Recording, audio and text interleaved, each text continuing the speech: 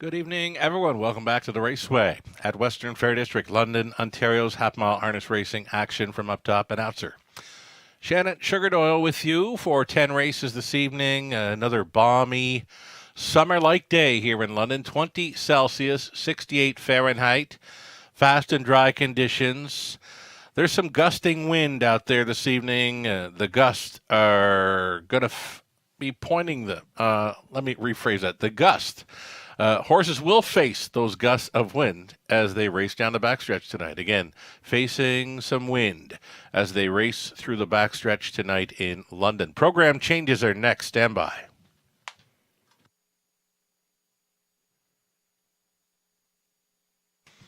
Here we go then. Right up front in the opener, number 5, Cheddar's Delight came out. Scratch 6.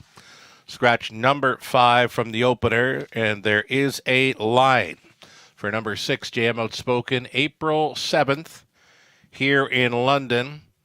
Sat 5th in the early going, made a move to the outside, could not make it up. Finished 6, 2 minutes flat. Scott Ray was driving. 6, JM Outspoken here in her latest. Race number 2. Number 2, JS Bet This Lady, switching from steel to aluminum shoes all around. And number 5, 28 Late, aluminum to steel shoes up front. Third race, scratching number 4, Sent by Captain Morgan. Scratch the 4 from the third. There's lines for number 5, Jackie Davis at Flamborough on April 8th. Sat third, made a move towards three-quarters, stalled, finished 4th. 159 and 2. Travis Henry drove. There is a line as well for number 7, Century Georgia. She started over at Flamborough on April 8th from post 3, was a gate-to-wire winner, going away in 157 and 3. Jay Harris was on. Race number 4, scratch the 7, big money miss. The 9 will not be moving in. Remove 7 and 9 from our 4th. Race 5, top class trotters, the preferred for a purse of $13,000. No change on that early high 5 preferred trotting event. Nothing doing in race 6 as well. Start of a late pick 5 in London, no changes in race 6. 7th race then. Scratching 5, Lucky Rascal. Scratching 7, Dominum Deo. 5 and 7 come out of race 7.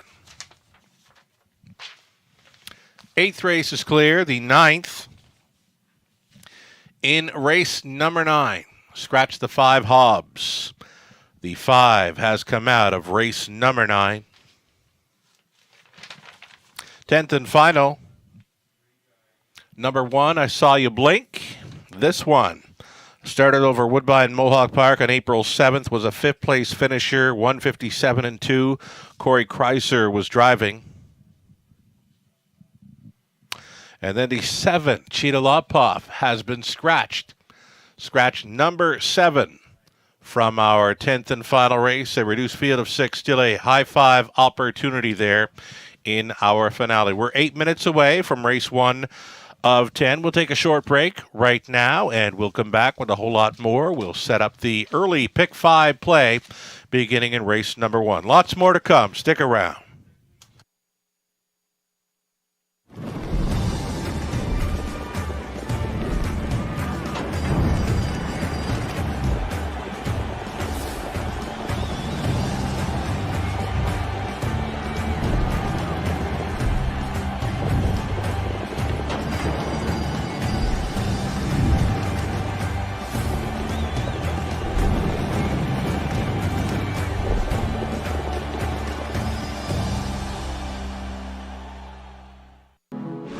Race to Twin Spires, where you can take advantage of our $200 new player offer right now.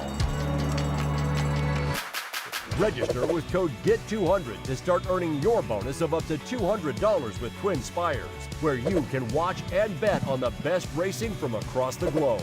Plus, you can check out our expert picks and weekly promotions. Fast and secure online betting with Twin Spires.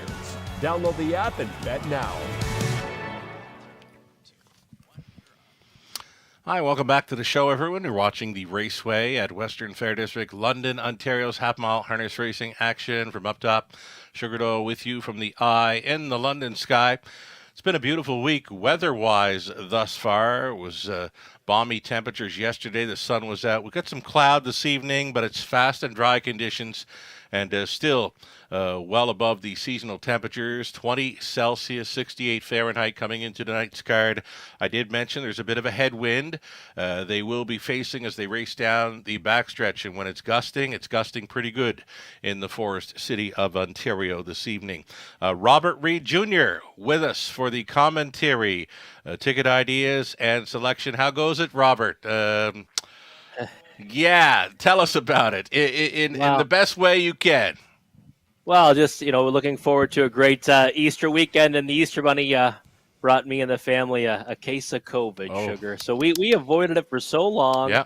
And, we kind of thought we would just skate through the whole pandemic without ever getting it. But, wow, it hits pretty hard. Spent the whole Easter weekend with it. But the good news is, doing this remotely, I can still be on the show tonight, even though, I'm still testing positive for COVID. Right on. Well, it's great to hear that you're surviving it. Best of luck to you and your household. We're going to knock on wood right here and now in London. I've got family and friends home in Prince Edward Island. Some of the sickness is going around there as well. Yeah. So wishing everyone all the best coming out of this Easter weekend. Of course, there would have been gatherings, etc. Going on. We do have 10 races on tap this evening. Not sure if you were tuned in much at all last night, Robert. Punches and Bunches redeems himself. He was absolutely locked and blocked the week before, but paced to a new lifetime best. And one of those fan fave types already around London, and he knows his way to the winner's circle here, indeed. Yeah, Punches and Bunches, a huge fan of that horse. Rebounded his way to victory, post 7-0, right? I mean, that was kind of a chance to kind of, get a little bit of value on him in that contest because of that post position. But big fan of that horse. Happy to see him rebound. And it's funny, right? At the Raceway, it happens at all racetracks. But I notice a lot here at the Sugar at the Raceway.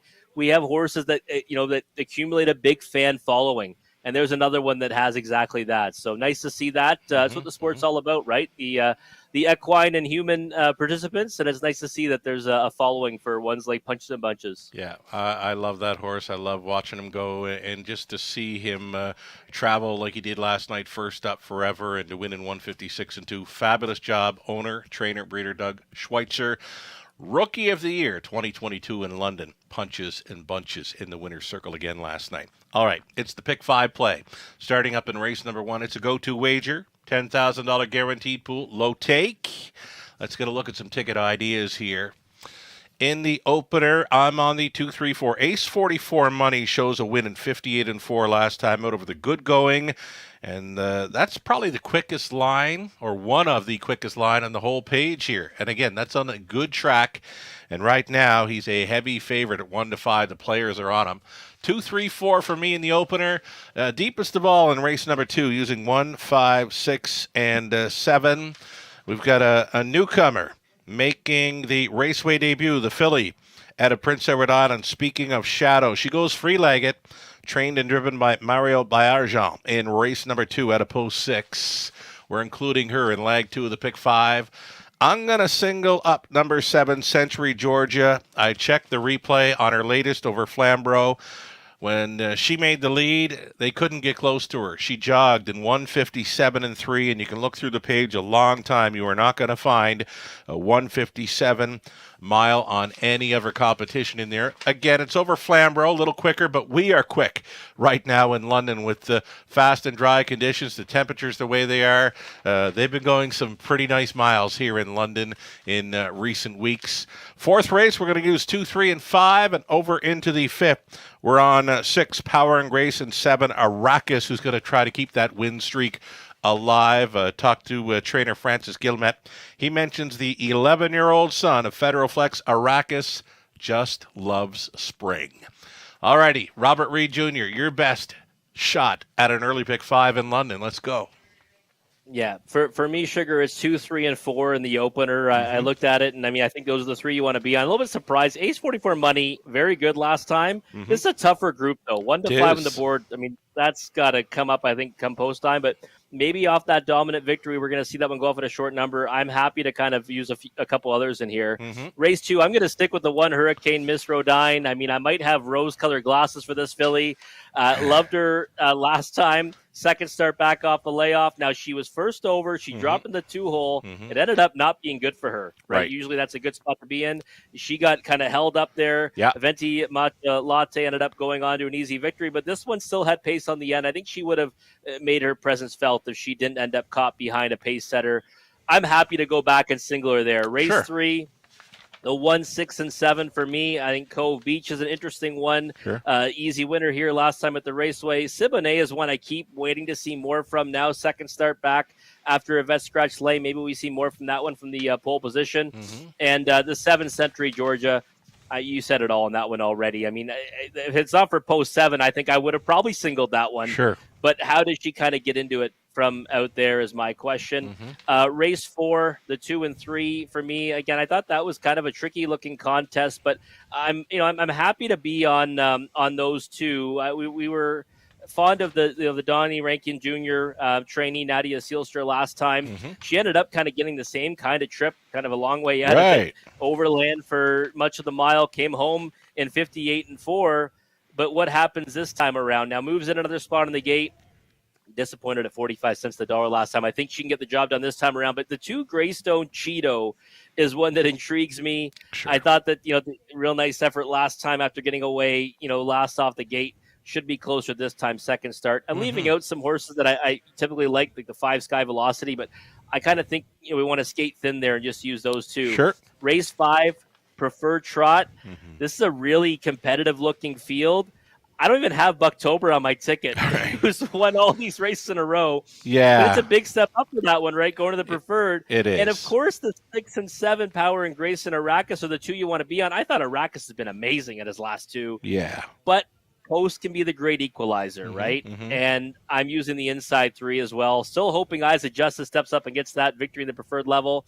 And I do think there's some others that you want to be on in there. Again, I don't mind spreading out in the last leg because if people do kind of zero one of those favorites, we'll see some bigger payouts if we You do bet. get to that money leg. You bet. It's a fine-looking trotting preferred event. Race 5 to cap off the early pick 5 play. I can see the horses and drivers are vacating the paddock, stepping out on a post parade for race number 1 of 10 shortly. Stand by.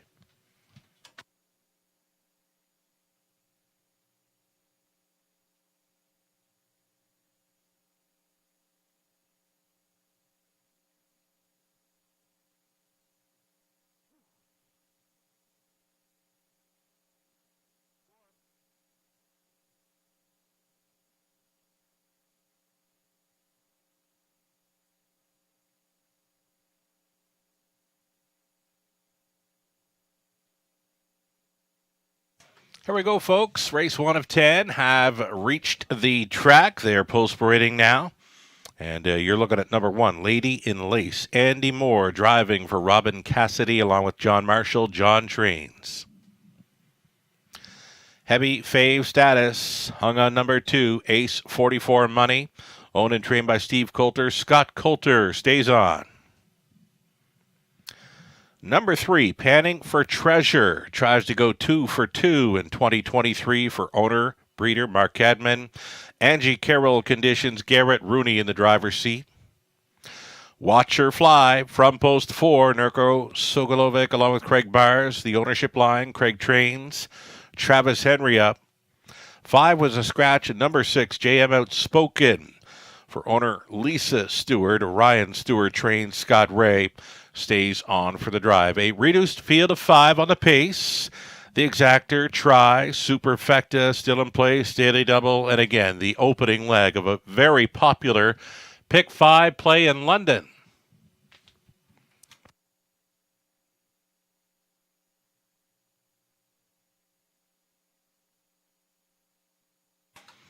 Here we go then. You're looking at the 2 Ace 44 money. His 158-4 win over a good track in his latest is the fastest mile on the page over London.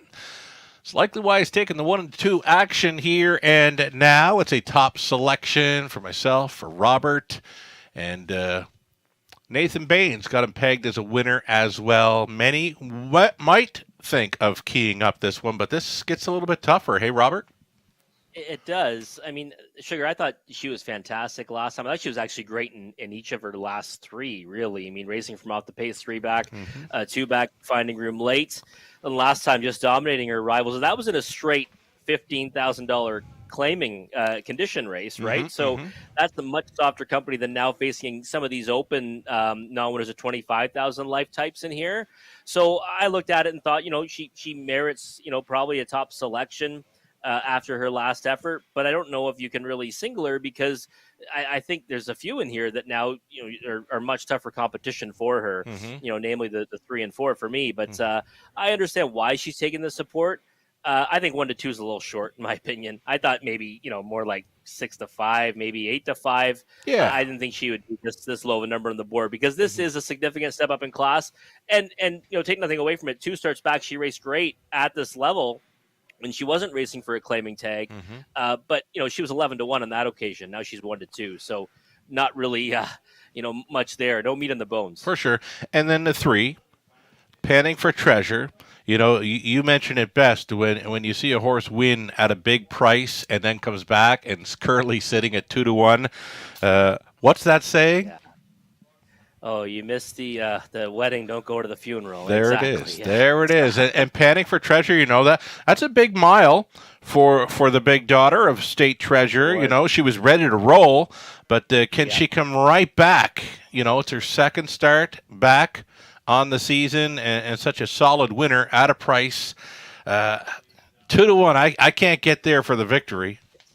It's tough. Yeah, for a win ticket, I would definitely say you'd have to kind of take a pass. I mean, now there is the theory that second start back. Now she should take a step forward off that, right? I mean, should be brimming with confidence, winning in her first start back. It was interesting because if you remember that night, Sugar, Garrett actually booked off one that was a much lower price to drive that one off the qualifier. Yeah. Something that us savvy handicappers probably should have jumped aboard, but we missed it. And she ended up winning at 21 to 1. Looks good on the track right now, but you're right. I mean, you let one go at 21 to 1 last time, and you're going to jump in at 2 to 1 this time. Right. It's tough to do. Having said that, I've got her on my pick 5 ticket, so I don't want to be, sound like too much of a hypocrite here. But yeah, it does look good on the track, though. I mean, that's a pretty good pre-race appearance. Yeah, he's got a pretty good hold of her, and she does have gate speed. I kept looking for her to win in London when she first began racing. Nice big daughter of State Treasurer. She was a fine-looking filly right from the get-go, and yeah, her body language is saying quite a bit right here and now. She looks primed again. A little over a minute to play. Race number 1. Number 4, Watch Her Fly. Travis Henry on board, this Craig Bars trainee. Great check getter in recent starts, but yet to crack the top 2 in 2023. Yeah, she hasn't, made it to the top 2 yet, but I thought the efforts were pretty decent. Overland and each of those wide around the last turn in her latest. Took a lot of support in that one. It was bet down to 2 to 1, and now you're getting 3 to 1 this time out. And I thought the effort, was certainly a decent one last time when she was only just over a length away from Panning for Treasure. So I would say if you were looking for value right now, she probably sports the most value out of the top contenders in the race, sitting at 3 to 1. If she drops down to, say, 5 to 2 or 2 to 1 at post time, I would think even she's kind of out of that range as well. But I would say, if you were looking for, and she goes down to 5 to 2, if you were looking for one to play to win, I would probably, the 2, 3, and 4 to me were all kind of, like I said, I used all 3 of them in the pick 5. I guess I would go to the higher price, which is Watch Her Fly right now. I guess that's where I'd be going to. Number 4, Watch Her Fly. When the Key Scratch Cheddar's Delight came out, she certainly shortened up the prices on 2, 3, and 4. She'd have been a player in here if she was well. She is scratch sick today, so a reduced field of 5. The gate is moving. Race 1 of 10. Still time. You'd have to hurry, though.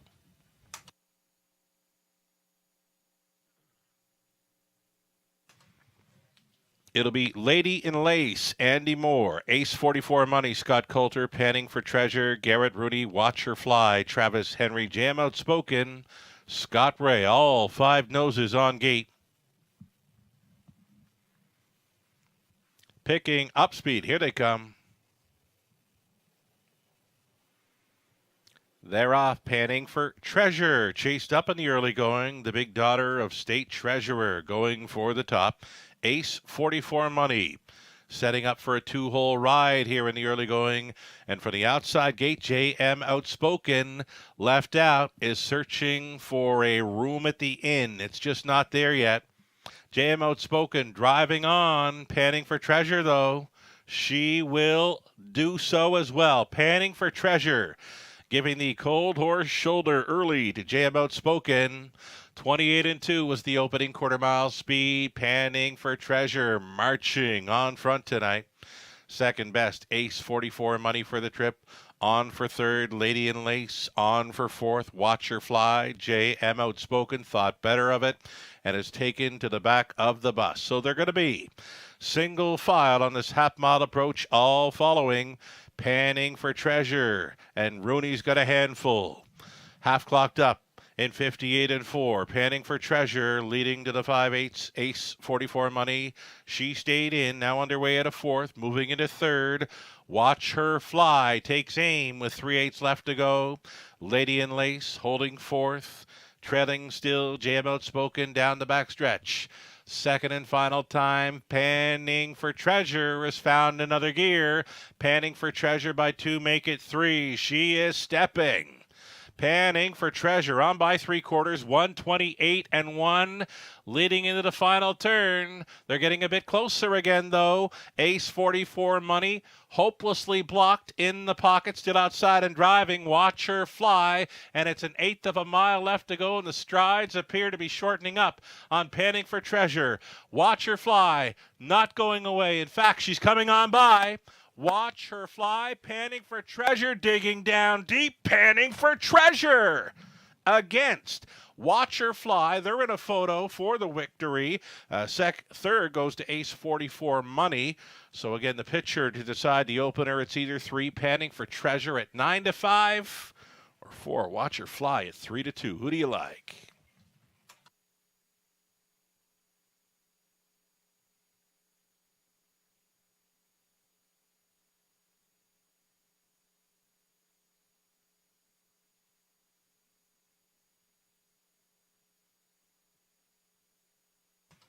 This got very close to 4. Watch Her Fly appeared to be by here, though Panning for Treasure, she was coming back.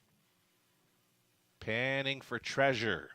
Watch Her Fly hit the line together. The win photo, the photo finish goes to 3. Panning for Treasure. 3, 4, 2, and 1. Unofficial.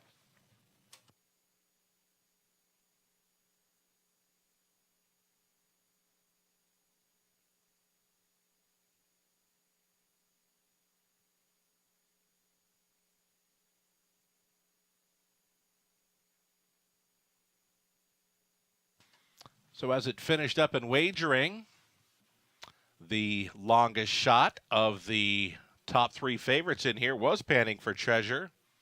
Top selection here for Lou Sorella and Rod Allums Jr. of NahooPicks.com. Panning for Treasure going 2 for 2 here in London, 2023. The big daughter of State Treasurer. From the No Pan Intended mare, Banatome. For owner-breeder Mark Cadman of Park Hill, Angie Carroll's out for the winner's circle photo, along with partner Garrett Rooney, the winning driver of race 1. The big mare marches gate to wire tonight in 1:58-2. She had a huge fan base with us on track tonight to celebrate the victory. Congratulations.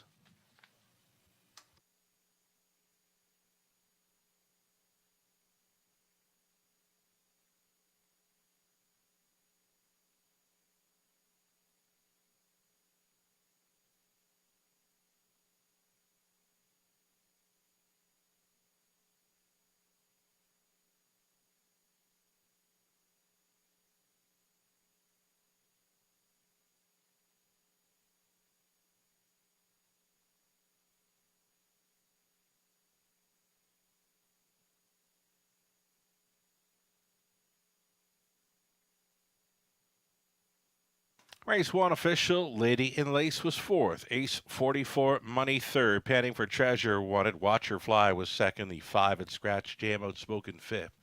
28 and 2, 58 and 4, 128 and 1, and a mile of 158 and 2.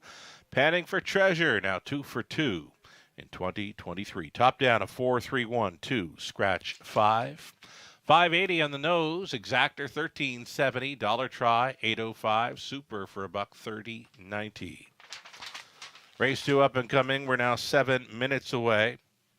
Shoeing change for 2. JS Bet This Lady, steel to aluminum shoes all around. Shoeing change on the 5. 28 late, going aluminum to steel up front. 7, pacing, fillies and mares, all on gate for race 2. The Exactor try, super. Early pick 4, starting up in 6 minutes.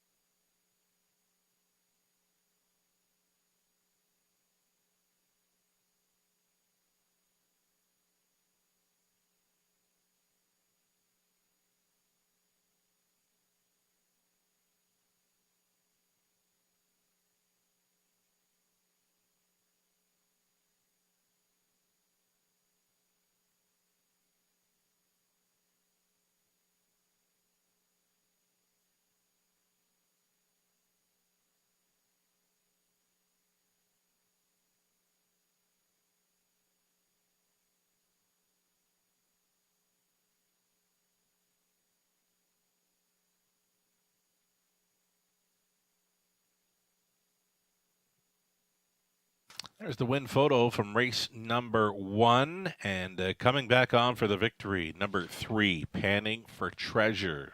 She was headed. She was passed in deep stretch by number 4, Watch Her Fly, and Panning for Treasure. Nice effort to come on back and win race number 1 of 10. The early double will pays.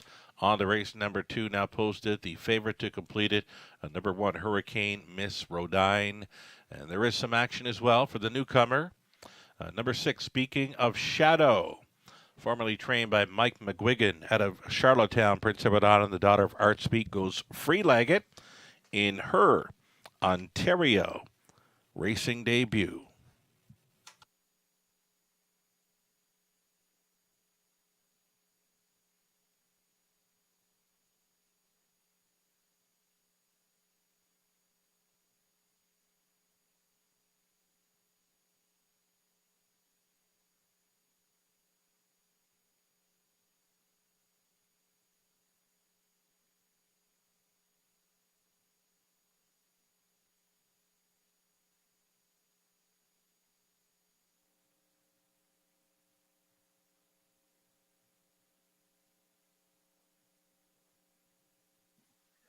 All right, just a couple minutes away till the horse will be moving out onto the track for race number 2. Sugar, you know what time that is? Time for the early pick 4.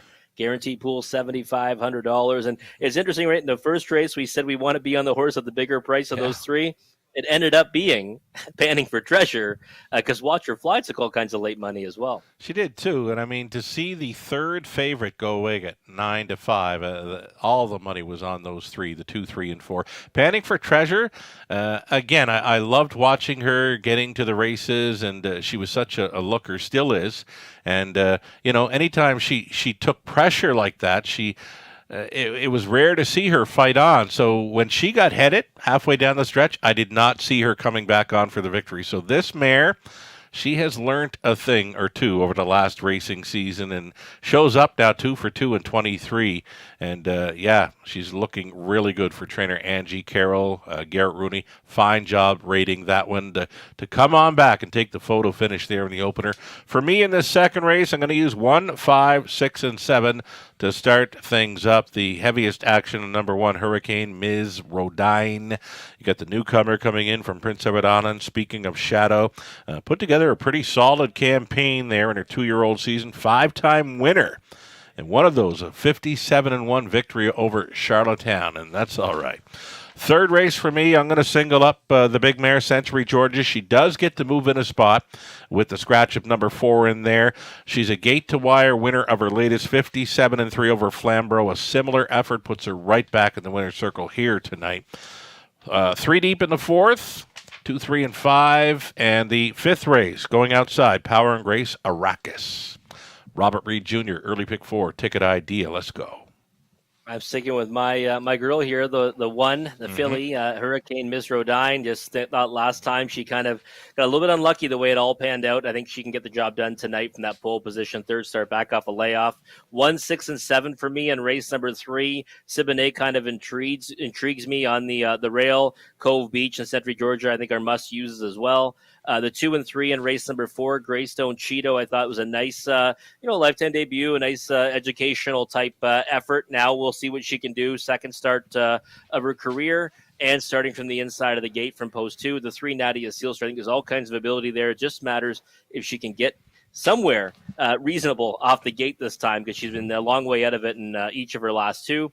And then that preferred trot, I'm going 5 deep, Sugar, 1, 2, 3, 6, and 7. I do recognize that the power is on the outside of the gate with the 6 Power and Grace and the 7 Arrakis. But, these preferred races, sometimes when they are handed those outside post positions, sometimes you do want to try to zig one of those eggs and look to the inside and try to find a price. That's why I'm using the inside 3 as well. Always like number 2, Eyes of Justice, right? The efforts that he's put forth. That's right. It might not beat tonight, but I think at some point we're going to see him break through with a victory in the preferred. Right on. I like your angle there in the 5th race, 4th and final leg of the pick 4. Money got spread around pretty good in that opening leg of the pick 5. $23,000 pool, and about a third of it is still live and in play following the victory by Panning for Treasure. Stepping out are the horses and drivers for race number 2. We're still on the pace here.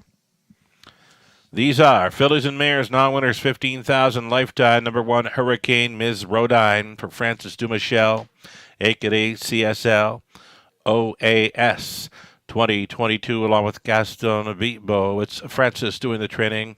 Travis Henry on 1, Hurricane Ms. Rodine. Number 2, JS Bet This Lady, Paul McKenzie on board for Carol Gebhardt. The trainer's Roger Gebhardt. Cam McQueen along with Paige. Vandale Pipers share the ownership on 3, Kelsey with Cam training. Jay Harrison the bike. Sunshine and Rain, the 4. It's owned by Keith Wilson, Dean Wall, Dean Trains. Garrett Rooney tries to come right back.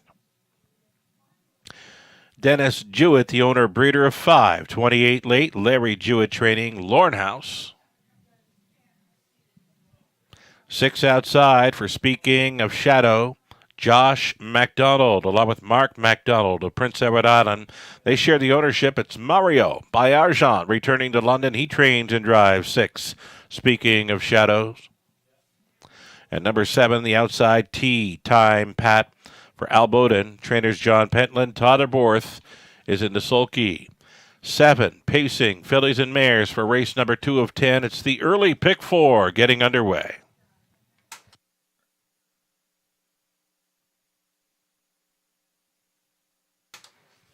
Here is the one, Hurricane Ms. Rodine, a top selection here for Robert Reed Jr. I believe I've got her pegged on top as well. I believe she's ready to pop, and I think you're right. You know, she did make a move near the half mile last time out. She was kind of forced into taking the pocket. The pace setter drove on and opened up a hole, so she took it and then was kind of locked and blocked for a lot of it the rest of the way. Yeah, she was. And it's hard not to take that spot, right? I mean, it was a wide open 2-hole opened up for her, and it was really take the 2-hole or engage in a battle. I think she probably would have emerged maybe even victorious and won the race. I think she would have won the battle. Maybe she doesn't win the war if she drives on, Sure. But we'll never know, right? Yeah. She disappointed at 75 cents to the dollar in that effort.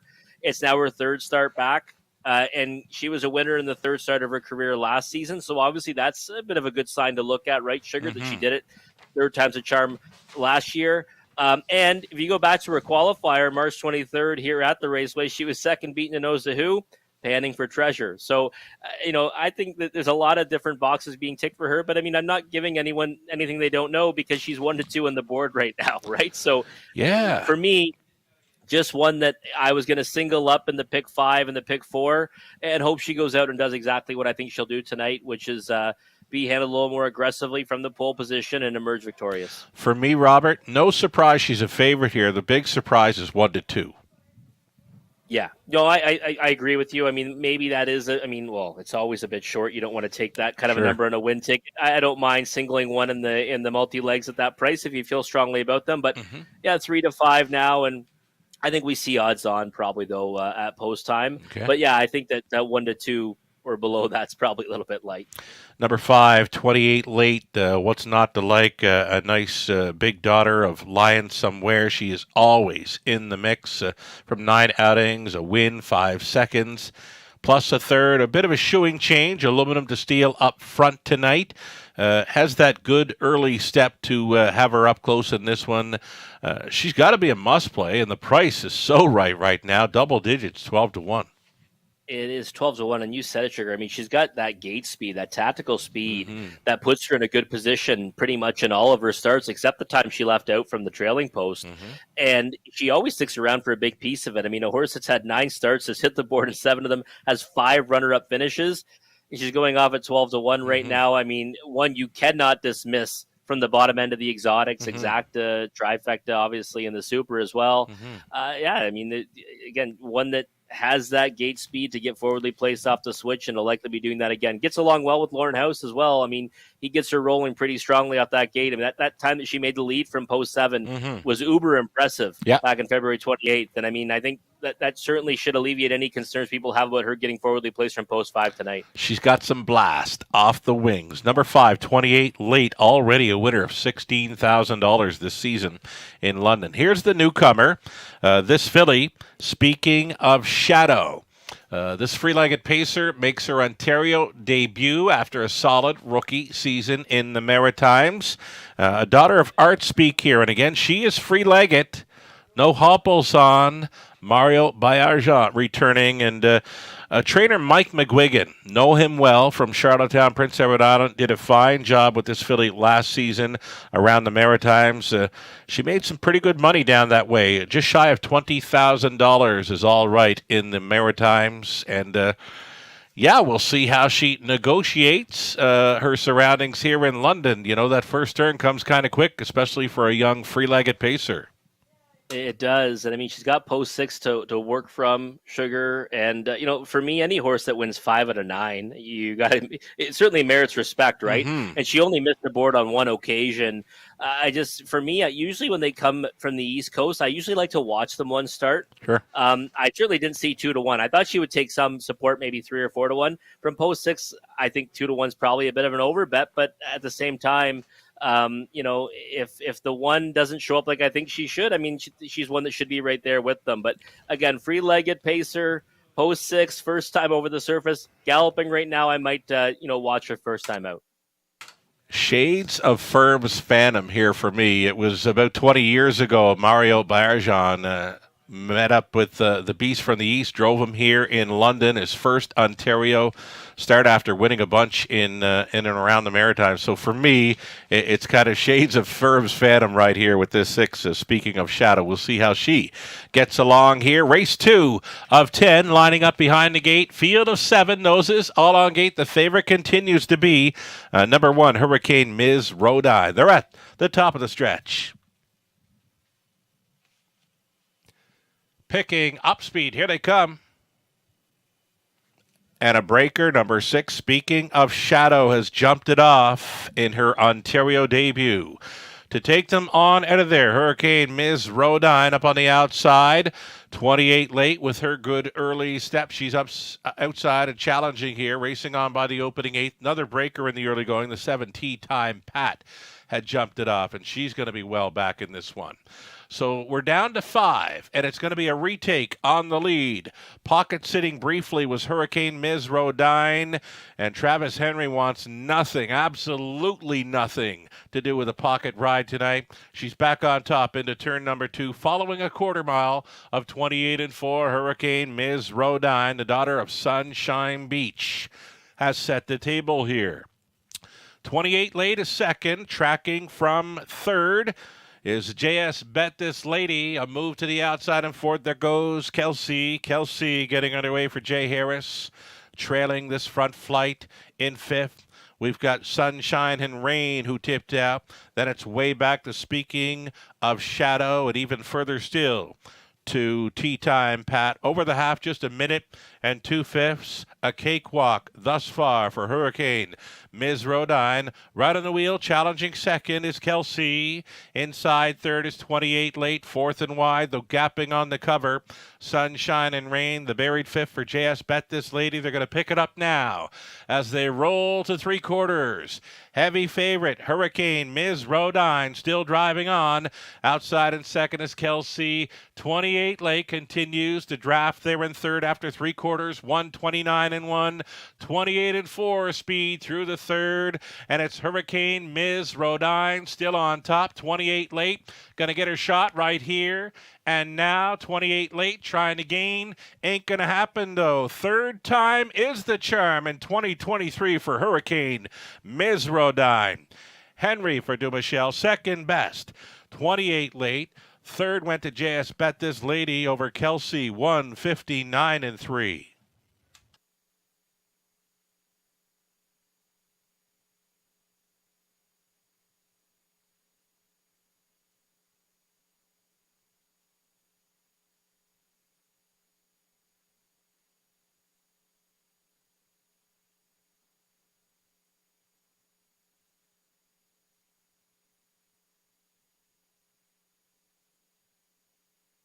Number 1, Hurricane Ms. Rodine. She was good to go tonight. And for second, 28 late here at 10 to 1. Then the 2, JS Bet This Lady, and 3, Kelsey. 1, 5, 2, and 3, your top 4 unofficial.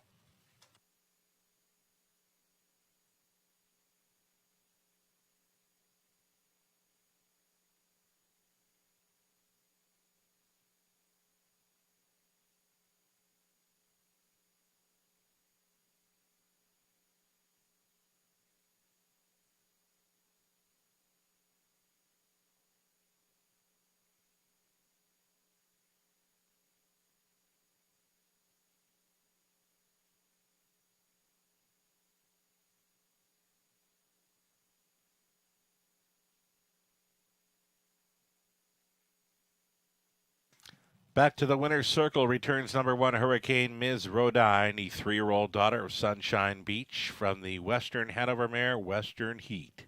For Francis Dumichel, Écurie CSL, own a standardbred 2022 group along with Gaston Bibo. Francis training, winning driver Travis Henry. The mare, the filly, pretty much sails coast to coast here in 159 and 3. Her second career victory, her first of 2023. Comes in her third start back on the season. Congratulations, Hurricane Ms. Rodine.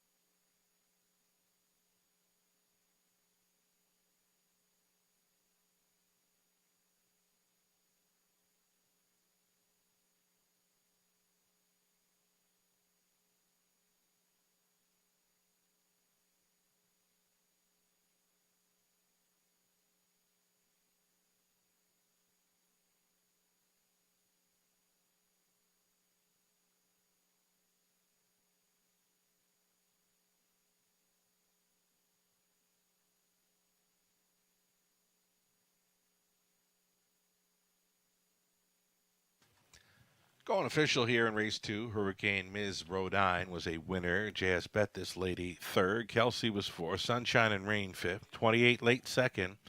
Speaking of shadows, 6 tee time. Pat 7. 28 and 4. A minute 2 fifths. 129 and 1. A mile of 159 and 3. Mapped out by Travis Henry. Aboard Hurricane Ms. Rodine. Top down a 134 52 67. $3 to win. Exactor 1260. Dollar try. 42.95. Super for a buck. 176.50. The early double combination of 3 and 1. 10.30 for Panning for Treasure and Hurricane Ms. Rodine. Third race is next. Scratch the 4 sent by Captain Morgan. The 4 comes out of race number 3. It's claiming mares on the pace. Exactor try. Super. The early pick 3 opportunity comes your way in 11 minutes.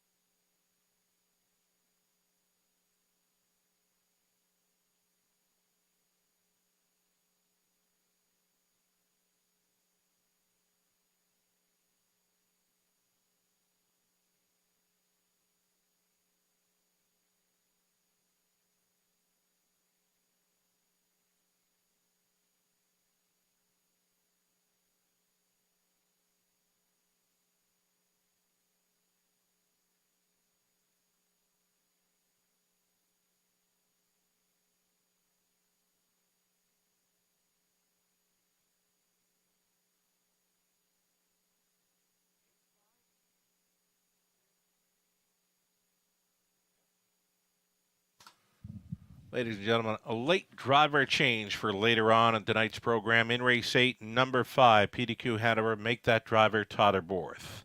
Again, race 8, number 5, PDQ Hanover, now driven by Todderborth.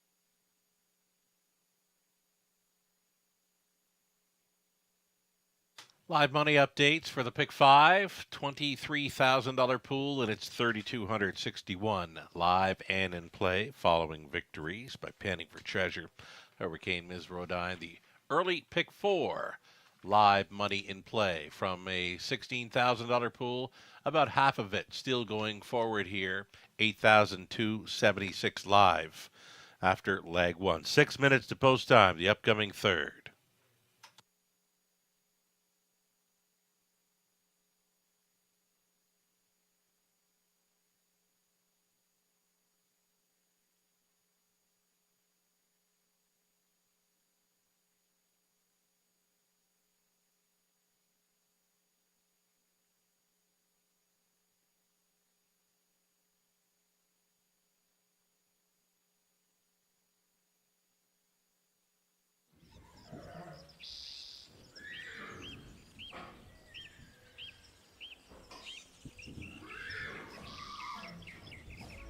It's Bulldog Hanover, 145 and 4.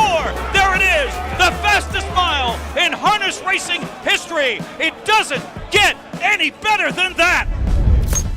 Bulldog was the most fortunate yes we ever said. Jack Darling had called us up and said, I'm looking to stand him at stud, but I want to race him again when he's 4. We made that deal, got all of the details in place, and we're excited to begin with him. We never take on a stallion that we won't support 100%. So we supported him with 10 mares, and then he became the fastest horse in the world. We chose the mating of Bulldog on paper. We thought it was a really nice cross, and you'll see what a beautiful colt he is. I hope they all look like him. Looks like Bulldog, very tall, very long-legged, very intelligent, just everything you would want in a newborn foal. We're honored and humbled to be able to have this horse in our stallion roster.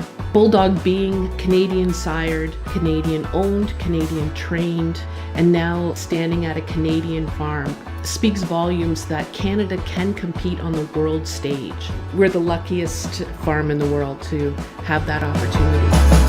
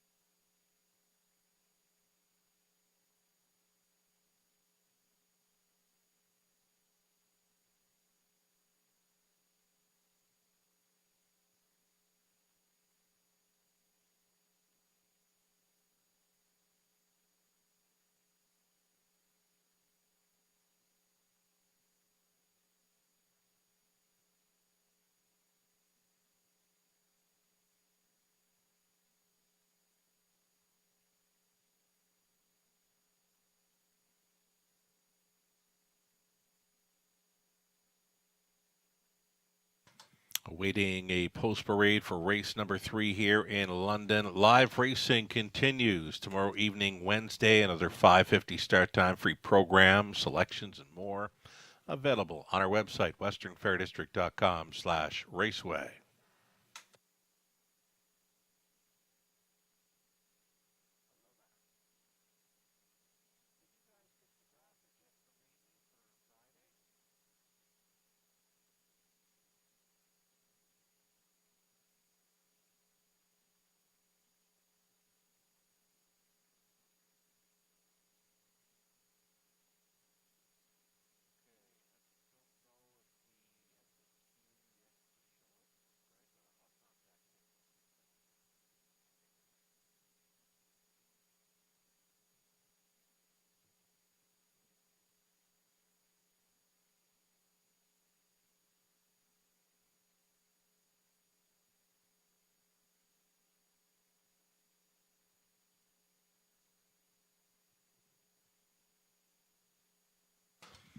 Alrighty, coming up this Friday here at the Raceway, Customer Appreciation Day. It's the grand opening of our Raceway Lounge, second level of the grandstand this coming Friday.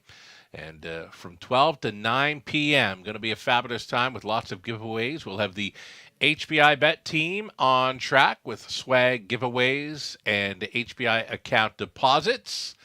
Food specials throughout the day, hourly $20 cash card giveaways, a grand prize for a dinner for four at the Top of the Fair restaurant included in the festivities. Again, Customer Appreciation Day. Come on out and support the racing product, both through simulcast and live racing here this coming Friday, April 14th. It's the grand opening of our Raceway Lounge.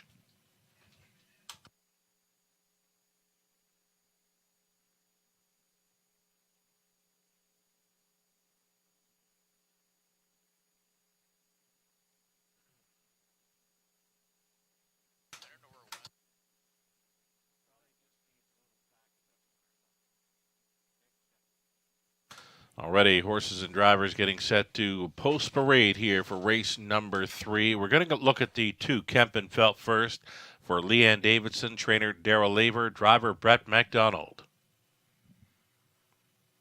Number 3, it'll be Northern Belle. Tyler Borth stays on for Larry Curry. The trainer's Doug Curry.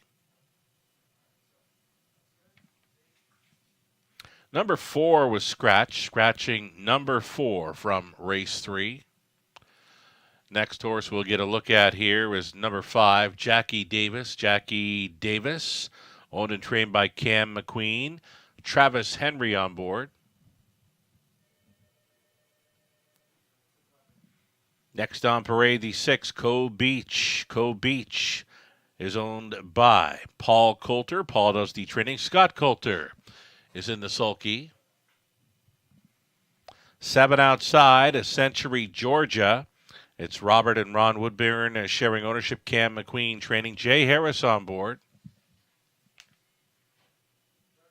Training spot for 8, Diamonds or Twine. Jason Ryan for Christina Soundy along with Gary MacDonald. Gary trains. And last on parade, the 1, Cibone. It's Rob Doyle and Brad Doyle sharing ownership with Rob, training and driving. There you have a reduced field of 7 on the pace. Exactor, Try, Super, the early pick 3 opportunity right here.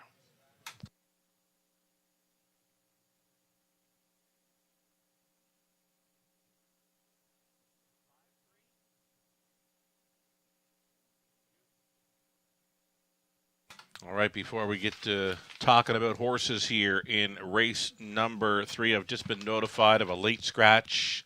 A late scratch in race number 5. 3, Spun from Magic has come out. Scratch the 3, Spun from Magic from race number 5. Alrighty, it's the 6, Co Beach we are looking at. Scott Coulter on board for owner-trader Paul Coulter. Co Beach was an easy winner here, 2 back over London, and went up and faced a bit tougher in her latest at the Flamborough. Didn't work out for her. Now she's back to where she won. Co Beach, tell us about it. Yeah, I just thought Sugar that victory two back was impressive. I get pound for pound, probably a bit of a softer group, but I think that in her latest had to face tougher Flamborough Downs. I mean, still made a decent account of herself, and I think getting back here to the Raceway might be the key to her success. And right now, 5-1. I mean, obviously much better than the 9-5 in the morning line, and I think that's some serious value on the Six Cove Beach. Alrighty, Cove Beach, one to consider here. Currently, 6-1 value player in the third race, pacing event for fillies and mares. Another one that Robert is considering, number 1, Siboney. Siboney, almost back on the rotation, had missed about a month of racing action prior to her latest. She does get a rail to work with. Now at the top of her game, Siboney would be able to go with these. If she brings her A game, if she's showing up with it, a heck of a price, Robert. Longest shot on the board, 18-1. The price is insane right now on the one Siboney, and I mean, obviously, you are banking on a lot, right? You're hoping that she can come back to her best, but I mean, her, like you said, anywhere close to her best, and she can certainly be right there with this group, if not get the better of them. Now she's 0-7 this season, but look at last year. 24-45 in the top 3 and 9 victories. And, Vet Scratch Lame on March 21st did get a start under her belt. And like you said, almost back in a regular rotation, pole position to work from, and just a second start for trainer Rob Doyle. So I think this one is certainly, worth a poke at that number, 15-1. I mean, the live and the multi-legs on her, but I'd be saying that, if you were looking for one to bet in here to win anyways, 14-1, you certainly do a lot worse 14-1 on some horses than you would on Siboney. Oh, for sure. And a rail advantage to boot with a known speed threat. Rob Doyle with number 1, Siboney. There is 3-5 action currently on this 7th Century Georgia. Was out for trainer Cam McQueen for the Woodburns. Jay Harris stays on to drive. And this one, I had pegged hard to go against after her 157-3 over Flamborough. That was on April 8th. It's a missing line that is not showing up in the program. An outside post to overcome here. I didn't like the way she stepped out on track, but she's looking a little bit better here now. Century Georgia, heavy action, tough post. Yeah, tough post. I mean, does move in a spot, to post 6, which is going to help her chances. Looks proud out there, right? Yeah. She looks pretty proud of herself right now. So, like you said, the pre-race appearance has gotten a lot better. Yes, indeed. I guess, off that big effort at Flamborough Downs, you're coming back now on just, 2 days rest. So, I mean, that's why I didn't get too enamored with her. I did think that, if you drew a better post, maybe then we might be able to put this one on top and even single her off that effort. But I get a little bit leery of ones that are coming back on short rests like that. And also, the last time she raced here at this level, she did finish third. It wasn't like she blew the doors off him in that spot, right? So I don't know if she warrants being, 4-5 right now from out there, but I do think she's in with a big chance. What I'm seeing from her right now versus when she stepped out on track, she's looking confident. The confidence is there off that big victory. 57-3 is a quick mile, though you did mention just a few days rest in between starts. 4-5, but she does have a barn mate in here. Number 5, Jackie Davis, another one being sent out by owner trainer Cam McQueen. That one has to mind the manners. So anytime you see 2 sent out by a single trainer in a field of 7, you got to kind of be leery of both of them. Yeah, you do. And Jackie Davis, I mean, she's one that certainly has a chance in her own right. Like you said, though, she's been making miscues here at the Raceway in particular, right? So we'll see if she can keep it together in the early going. She's one that can certainly make her presence felt in here. She's a much better price than the 2 barn mates, too, at 7-1. Exactly. The starter moves into position here. Favorite continues to be number 7. Century Georgia trying to double up following a huge victory over the weekend at Flamborough Downs, 57-3. Gates moving.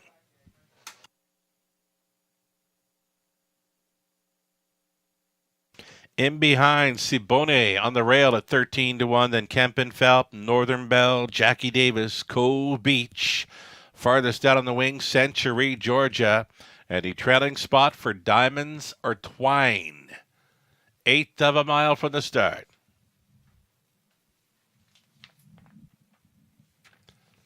Third race, Pacers. Pick up speed. Here they come. They're off. Siboney along the inside. Northern Bell flashing early speed. A top three in the early going. Kempenfelt. And up on the wide side, Century Georgia going forward here for Jay Harris. On through the opening 8, Siboney will try to go downtown in London. Siboney out there by 2.5 lengths to Northern Bell second. Traveling in third is Kempenfelt. Settling in briefly was Century Georgia. Now she's underway again. Century Georgia going first up for Jay Harris will be challenging into turn number 2. 29-1 was the opening frame for Siboney. Striding up alongside now is 1-5 fave Century Georgia. These two will battle towards the half-mile marker. Watching this battle from third is Northern Bell. Kempenfelt continues to be fourth. They gapped off a fifth for Diamonds Are Twined. There goes Jackie Davis off the back end, and now trailing Cove Beach over the half and 58-3, and Siboney at 15-1, giving fits to the 1-5 favorite Century Georgia.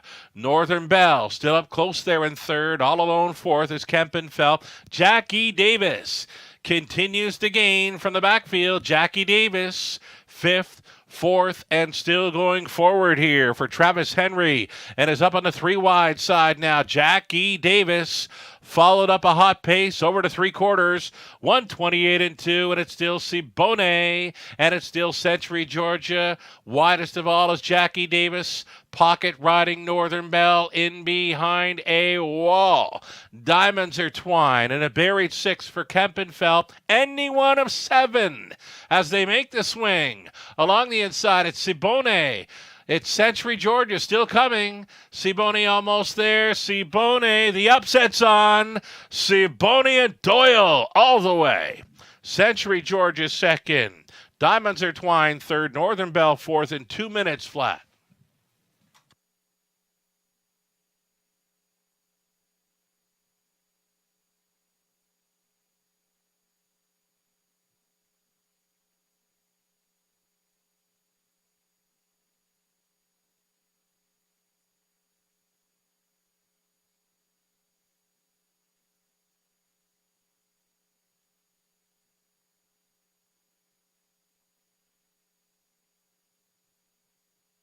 Number 1, Siboney, all the way here for the upset at 15-1.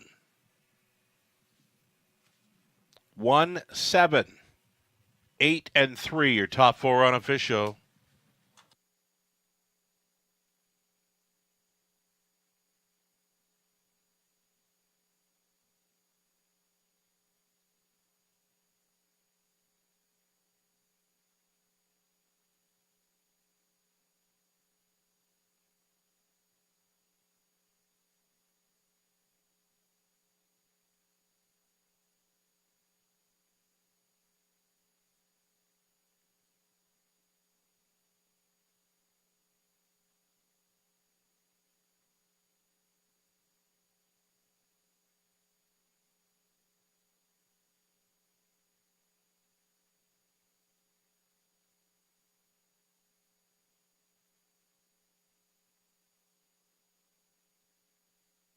Returning for a winner's circle photo, number 1, Siboney, 7-year-old daughter of Windfall Blue Chip from the Bolero Master Mare, Lizo Megs. The Quebec bred, owned by Robert and Brad Doyle. Robert does the training and driving for the mare's 23rd career victory. She's off the snide. She is off the schneid here, winning in 2 minutes flat. Her first victory of 2023 comes in London, comes in upset fashion at 15-1. Congratulations.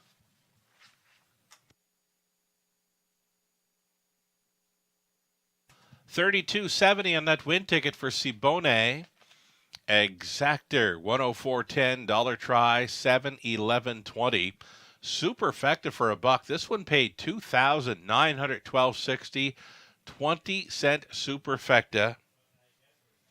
Heavy favorite second best there in a shortened up field of 582.52. And that's all right. Siboney was a winner. Kempenfelt fifth. Northern Bell fourth. The forward scratch. Jackie Davis seventh.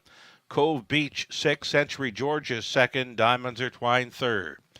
29-1, 58-3, 128-2. The mile was 2 minutes flat.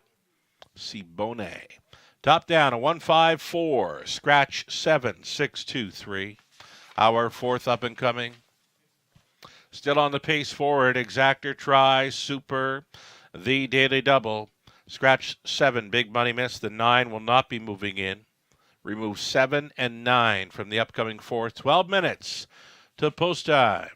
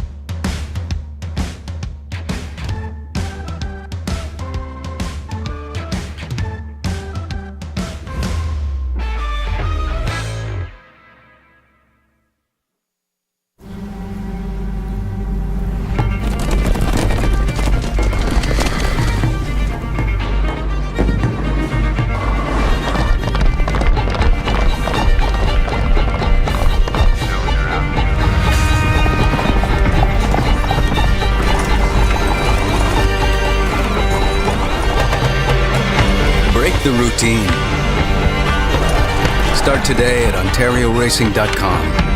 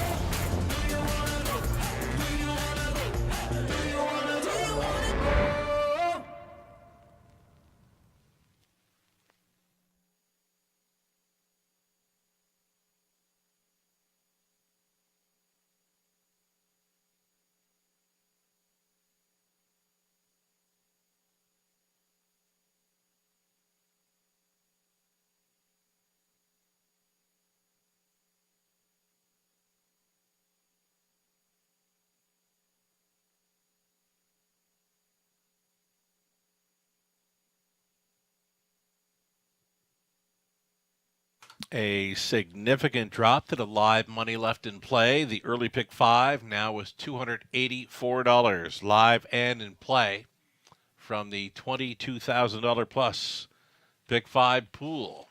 That's after leg 3. A couple of heavy favorites. On to Sabone. Upsetter at 15-1. The pick 4. Pick 4 live money down to $642. 2 legs left to go from that $16,000 pool. Best of luck going forward if you played along with a Robert Reed Jr. second best selection at 15-1 Sabone for the third race upset. 5 minutes to post time, the upcoming fourth.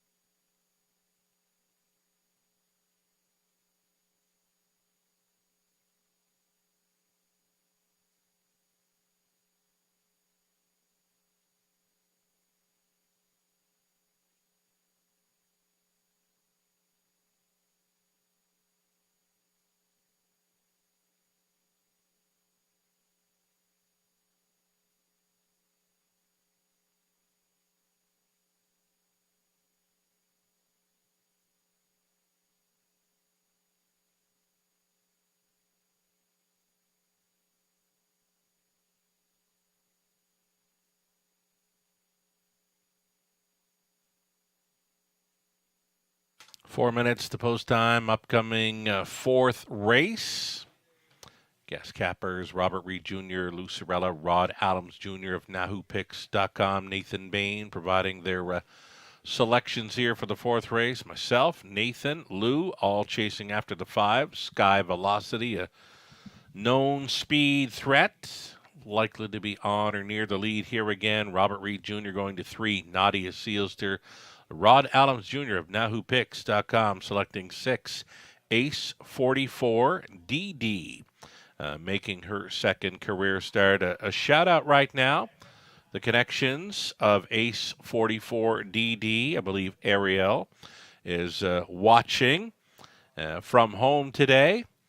Following a day at school, Ariel, daughter of Colin Densley Burrows, has had a great run at hockey over the last few months. Recently picked up a Sportsman of the Year with her team playing down around the Niagara region. Also picked up a Comeback Player of the Year award. So Ariel, in her return to hockey, she had missed 2 or 3 years due to some health issues. So great to see, great to hear. A big story Down around Niagara, Ariel with a comeback player of the year in her minor hockey league. She plays with the boys. She's the only female on the team, I believe. And a fine job, Ariel. Congratulations on a big year on your return to hockey. And best of luck to the Connections of 6, Ace 44 DD, coming out here in race number 4.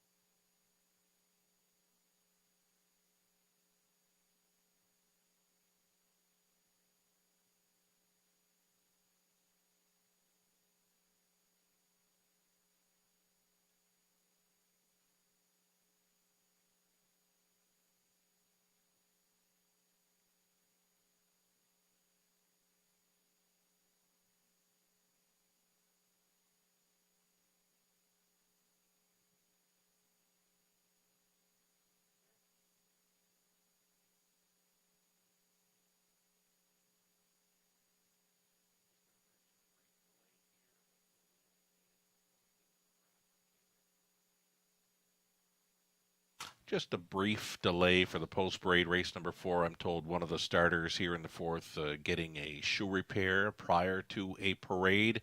So again, just a slight delay for the horses post-parading race 4 as one of the horses starting in this race gets a brief shoe repair.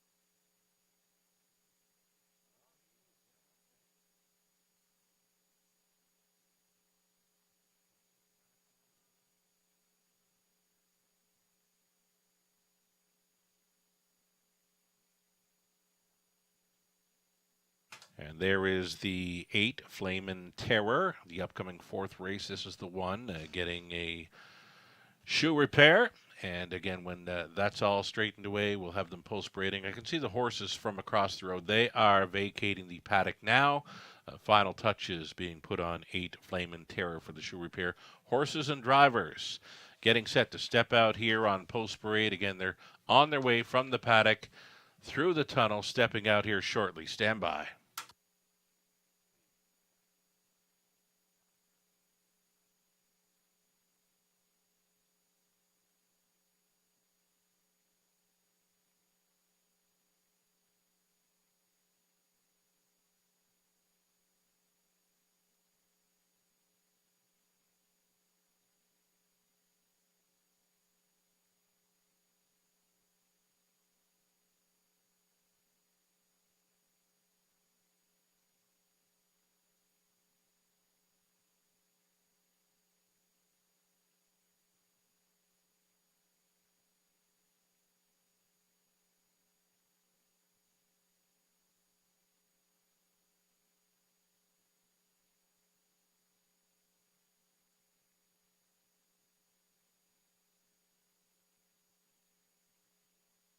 Here come the Pacers now for race number 4. Fillies and Mares, non-winners 5,000 lifetime. Pretty much a field of maidens. Yes, indeed. All maiden Pacers here in the 4th. Number 1, JM Speak Easy. This one owned, trained, and driven by Jamie Doig. Number 2, Greystone Cheeto makes her second career outing for Gene Caddy, along with Alana and Dylan Ballore. Brent Ballore trains Lauren House in the bike. Nadia Sealster, number 3, Don Rankin Jr., owning, training, and driving, sharing the ownership with Melissa Gambling. 4, Short Cell Hanover. The Raceway debut here for Landmark 15 Racing Stable, Hudson Standardbred Stabling, along with K&K Stable, Sean Stacy training and driving. Gary McDonald owning and training number 5, Sky Velocity. Paul McKenzie stays on.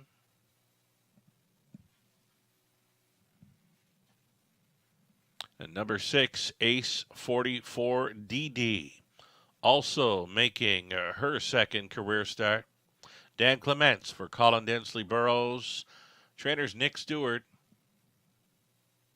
7 was a scratch, and I believe we're still waiting on the 8, Flame and Terror, who was getting a shoe repair. There is Flame and Terror, the daughter of a Lion Somewhere, out for Ephraim Zook. Trainers Kyle Bosson's Jason Ryan driving 8, Flame and Terror. Those are your starters, 7 of them maidens. Exacta Tri Super Daily Double.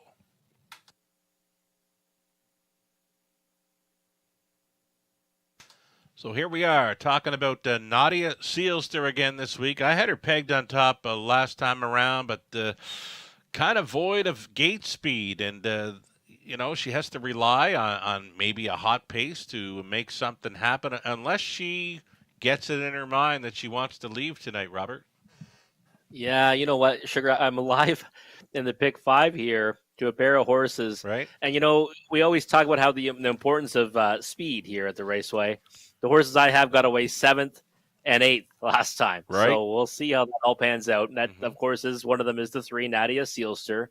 And, with her a little bit green in each of her last 2, I mean, she certainly showed some movement on the end of those miles. Yeah. But like you said, she might put herself in a pretty big hole early again. And if she does, it's going to be tough to catch them, especially the likes of, the 5 Sky Velocity, who might just get, things her own way on the engine. It's very possible here. So kind of rethinking. I mean, after you get a 15-1 shutdown, you always rethink. Maybe I should have used more horses here. But again, I'm gonna stick with what I like here. And even though I do think that the track is favoring speed, a headwind usually will do that. Right.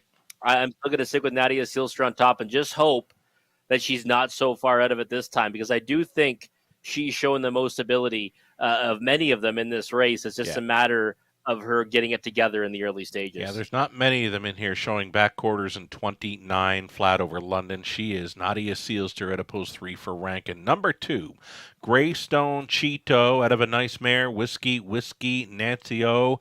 And she has produced a few nice pacers from the Ontario region here.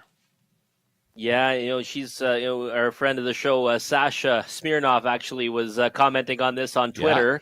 Yeah. Greystone Natalio and Greystone Iano, right? Half sibling to both of those two, aka Top Colts, right? Yes. Very familiar horse here at the Raceway. City of London champ.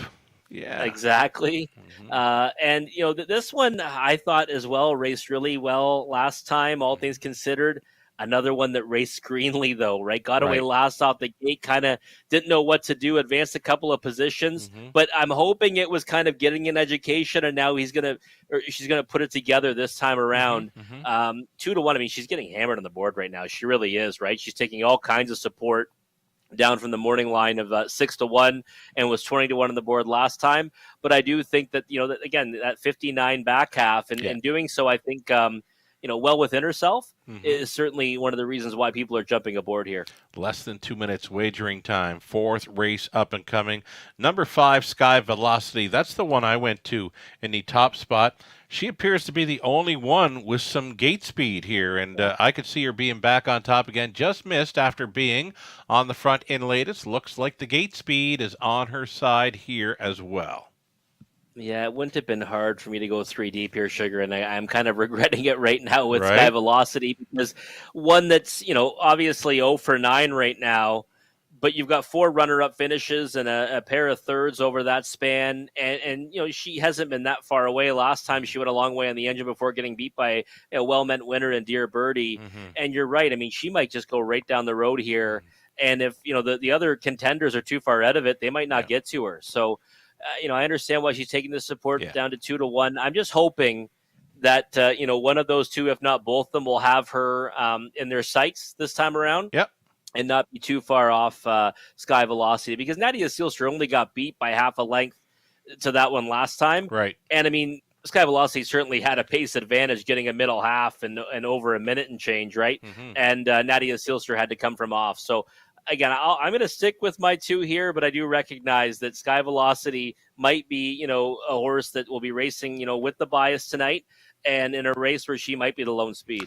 Speaking of bias, tip of the hat, Rob Doyle, Sibone.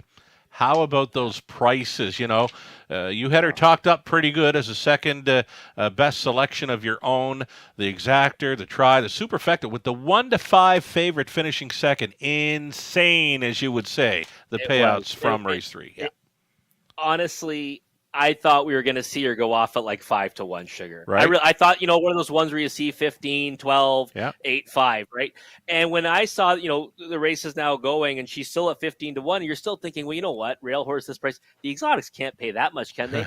They were insane. I couldn't believe it. The Super was boxcars and a logical winner with a favorite second. So and a short field of 7. Yeah, just to boot, right? just everything about the payouts. And Sibone, you know what? She was sharp. We mentioned her A game could win it, and she went right downtown. Here we go. It's the 4th race in London. We've got JM Speakeasy, Greystone Cheeto, Nadia Sealster, Short Cell Hanover, Sky Velocity, Ace 44 DD, Flame and Terrors in the back tier spot, 6 on gate, one of them late. This one's for Ariel. Ariel, comeback player of the year in her minor hockey down around Niagara. Here they come.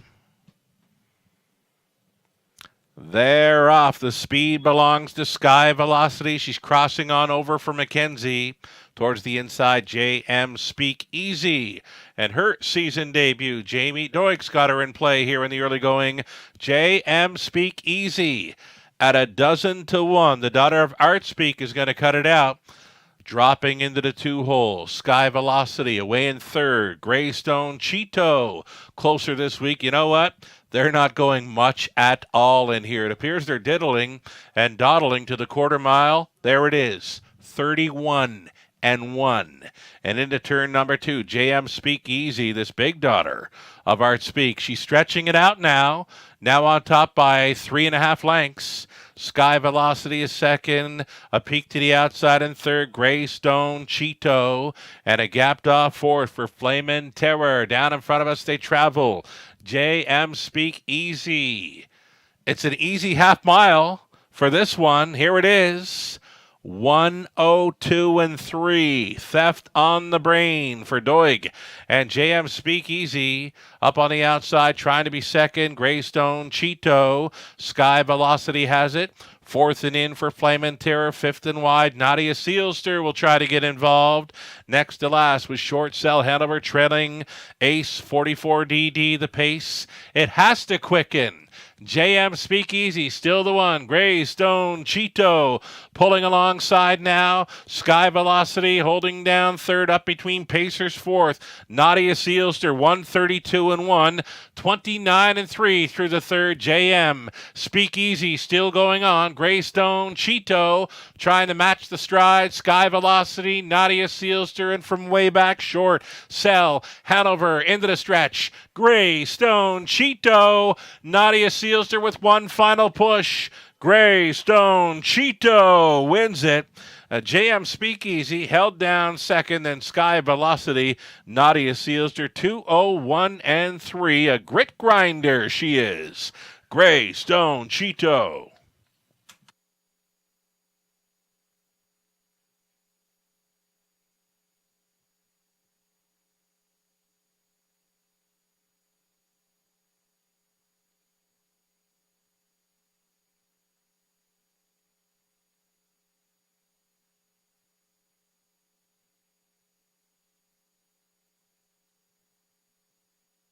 Number 2, Greystone Cheeto on the outside. First up for a long ways. 2, Breaker Maiden. Nice back half for the daughter of Better Than Cheddar. She wins it over pace setter JM Speakeasy. 2, 1, 5, and 3. Your top 4 unofficial.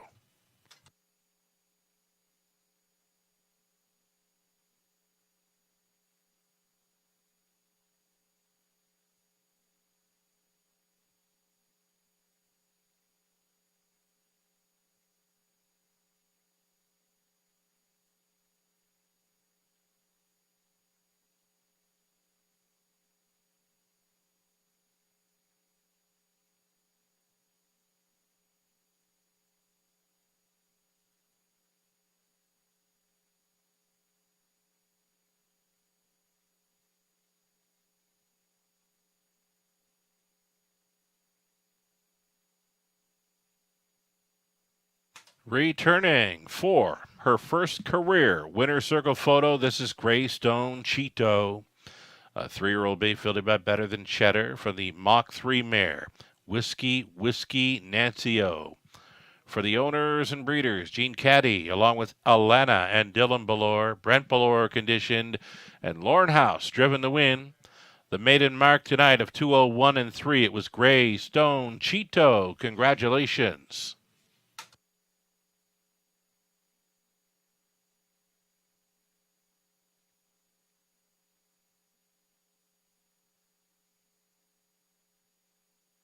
$670 on a win ticket for Greystone Cheeto. The exactor comes back at $88.30 for the exactor. Dollar try $119.35. Super for a buck $185.95. The 20 center worth $37.19. JM Speakeasy was second. Greystone Cheeto a winner. Nadia Sealster 4. Short Sell Hanover 7. Sky Velocity third, Ace 44 DD 6, the 7 and scratched Flamin' Terror 5th. Mod of 201 and 3. Maiden Mark Greystone Cheeto from the top, a 214. 7-3, 6 scratch 5, our 5th up and coming. Features our top class trotting event, the Preferred, for a purse of $13,000, a late scratch of 3. Spun from Magic, a reduced field of 7 now for this exactor. Try and super high-fi play. Non-jackpot, of course. Pool will be paying out to any and all, selecting the top 5 finishers minus the low take. 5 minutes to post time on the Preferred High 5 trotting event. Good luck.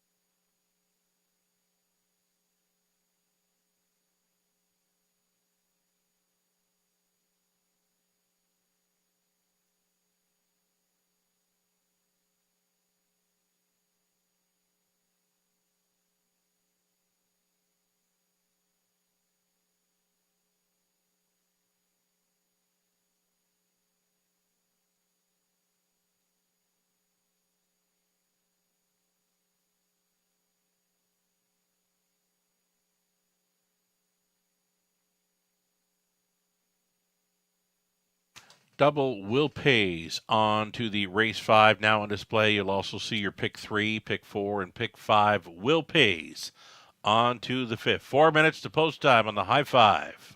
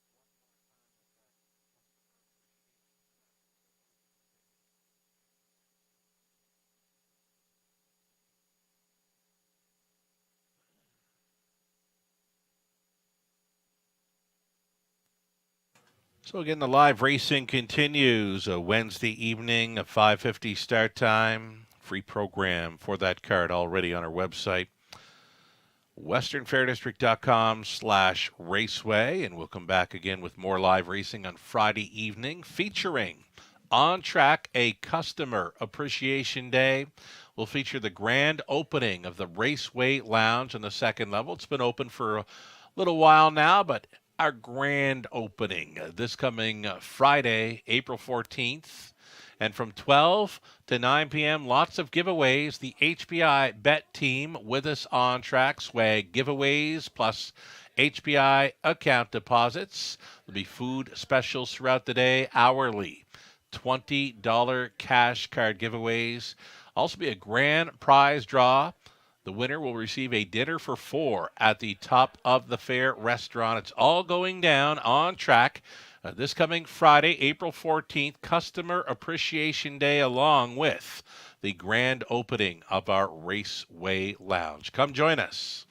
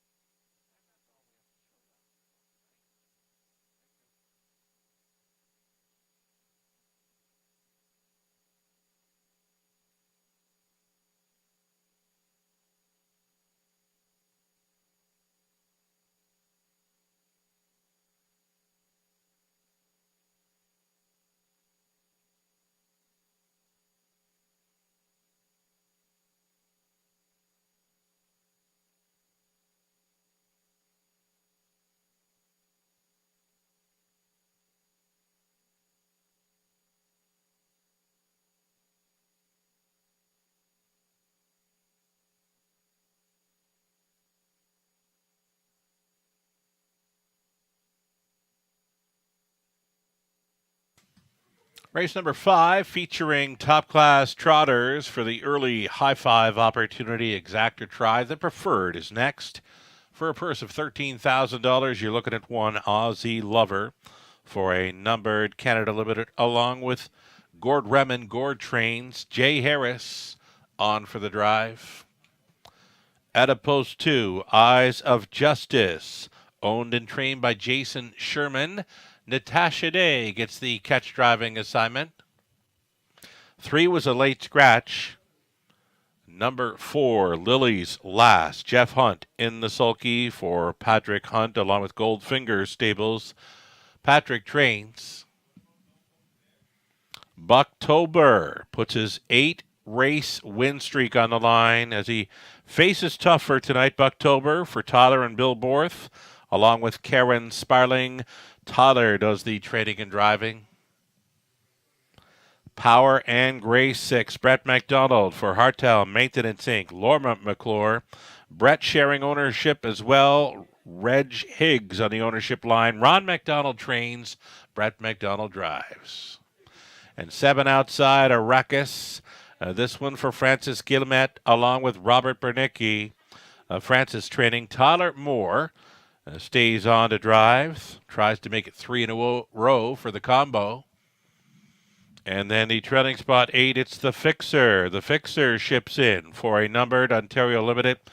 Trainers David Fry and the driver Scott Coulter looking very sharp coming out of the parade. Number 8, the Fixer. 7 top-class trotters. It's the Exactor try and high five play next. Good luck.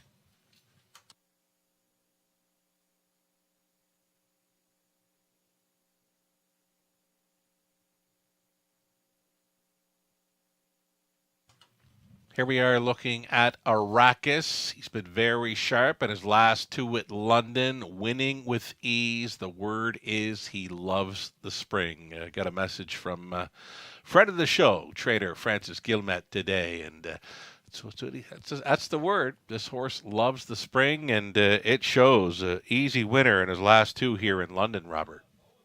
Yeah, just a lights out winner last time. Now, granted, that race kind of got scratched down a bit and didn't have to face, I think, as much as he does tonight. But it was easy as pie. And the start before that, I mean, he came out of the 2-hole and inhaled the winner, and then went on to score by as much as he pleased. So he's been incredible as of late. Obviously, the scratch of the 3-spun from Magic helps him, get down one spot on the gate anyways. And I mean, I think there's only one way he's going to go, which is still try to get forwardly placed off the switch. I understand why he's taking that support to 6-5 right now. Sugar, the pick 5 and pick 4 wager for me, I did spread it a little bit just because sometimes when these horses get assigned those outside posts and they have to face a new mix of horses, it gets a little bit tougher for them, right? So I'd rather, spread out and try to find some prices. How about the 6, Power and Grace, returning from Woodbine Mohawk Park? Her last victory was right here in London. Coming in the preferred event, it was a much better post on that night, right from the center, left out and could not be caught, and has been trying up and around Woodbine Mohawk Park. A little tougher for her there. Yeah, it was. I mean, she's been, I guess, making a decent account of herself, though, right? A couple of fourths most recently, and was third to Oni Hall in winners at 9,200 last 5. Would certainly be okay with that one against this group. And again, getting back to the raceway, I mean, this is her forte, right? The half-mile surface, and dominant winner last time she raced in this class. But like you said, was one post better on that occasion. I think today, though, I mean, if she does get sent towards the lead and can get there without too much of a tussle and maybe release one like Arrakis, she's just got as good as a chance as any in here. 5-2 right now on the board. That's probably about the price you'd expect on her. And again, her and Arrakis, or actually Aussie Lovers, the favorite in the pick 5, surprisingly, but Arrakis 231 in the pick 5, Power and Grace 286. Right on. Another one to consider maybe. Well, I know you love this horse. Number 2, Eyes of Justice. A fabulous job owner, trainer Jason Sherman has done with this One-Eyed Wonder. Yeah, One-Eyed Wonder, the aptly named Eyes of Justice. And really, since these connections have gotten him, he's been no worse than 4th, has hit the board 6 times, and, has turned into a preferred horse. I mean, he's a legitimate contender in Legitimate. Granted, he hasn't, got the job done at this level, but he's been right there, and he's certainly, thrown his hat into the ring against some pretty nice horses, right? Arrakis, Athena Magician, Andy Over. I mean, he's not too far off any of these ones. And I think that win is coming at this level. I really do. Might not be tonight, but he's a horse that's got that tactical speed. He gets to work from a nice inside post again. And I think, he can be right there with these. So 8-1 is probably the right price, and obviously he's a great number for the multis. We're going less than a minute right now. Best of luck, Robert. You are live. You've got our players live to the 1, 2, 6, and 7. And if the favorite happens to win, you're going to double up on pricing because there was a late scratch involving number 3 spun from Magic. But here we go. I'm going to put something out for you. Food for thought here. Arrakis was a winner, 2 back in 156 and 4. Our track record for mares, 157 and 1. Power and Grace. If the fraction's set up for it, we could be looking at a track record mile here. Yeah, I mean, the track's been, lightning fast. It's in great order. I mean, it's basically almost like a summer's night too, right? For sure. So, I mean, everything kind of gets us into that category. And you know what? They might race in here. Yeah. I mean, we haven't even talked about Bucktober, who's just rhymed up. I was going to say, Lou Sorella, he has picked this one on top. He's the only one that has selected this horse on top. 8 wins coming in. I caught the score down because I like to watch Tyler score them down through that turn. This horse was flawless going through the turn. And, other times I've watched him score down, a little bumpy through the turns, but he was flawless here tonight. Such a big jump up in class, but the horse doesn't necessarily know that, right? All he knows is how to win. But, I mean, this is a different kettle of fish. That's why I didn't get him tonight, but I think he's still going to be a part of the action. Here we go. It's the top class trotting event. Preferred trotters lining up. Let's do this. Aussie Lover, Eyes of Justice, Lily's Last, Bucktober, Power and Grace, Arrakis. Those are your 6 on gate.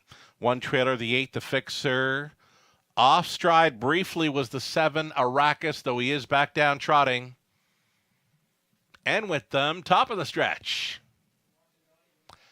It's the Preferred in London. Here they come. They're off. A strong gate push coming from the mare Power and Grace right alongside Arrakis. Along the inside to be third, Aussie Lover floating on out of there for fourth.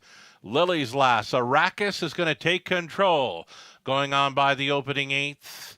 And he's going to face an early challenge. Lily's Lass is brushing here for Jeff Hunt, rolling up to the quarter-mile marker. Lily's Lass pushing forward here at 15-1. She takes over the third new leader, and we're only a quarter of a mile in. 28-4 was the quarter-mile speed. It's a two-length lead for the mare Lily's Lass. Two-hole riding again. Arrakis traveling in third, Power and Grace. A midfield fourth for Aussie Lover. Looking at it from fifth, the Fixer. Next to last, Eyes of Justice. And trend in the field, Bucktober. Bucktober bumped up in class for this. And he's seventh at the half mile. 59-3. Big time breather for this leader of 30-4. Lily's Lass being test it now. It's a first up challenge from Aussie Lover with 3/8 left to go. Lily's Lass, Aussie Lover chased up. Inside third, Arrakis, Power and Grace setting it up second, over in fourth. With them in fifth, Eyes of Justice. Bucktober getting underway. He's taken sixth. And a gapped off trailer now for the Fixer. Up and towards three quarters. Lily's Lass, still the one. She was 29 flat through the third, and she's hanging on. Lily's Lass leading by a neck. Bumpy gated off stride, Aussie Lover. Aussie Lover to a break that has Power and Grace going up at the wide side. That opens up the pocket ride from Arrakis. Three across. Show him if you got him time. Lily's Lass, Arrakis, Power and Grace, Arrakis, Power and Grace, Arrakis, Arrakis for three in a row in London. Power and Grace was second. Lily's Lass third. Bucktober in for fourth. 158-2.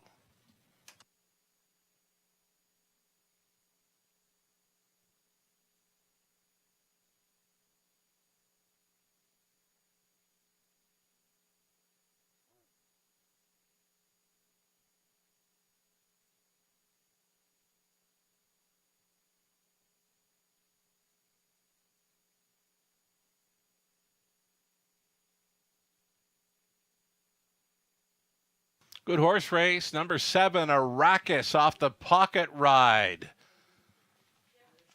Finds room. Following the break by number 1, Aussie Lover. It opened it up for Arrakis to come on through. 7-6, 4-5-2. The winning combination for the race 5, high five.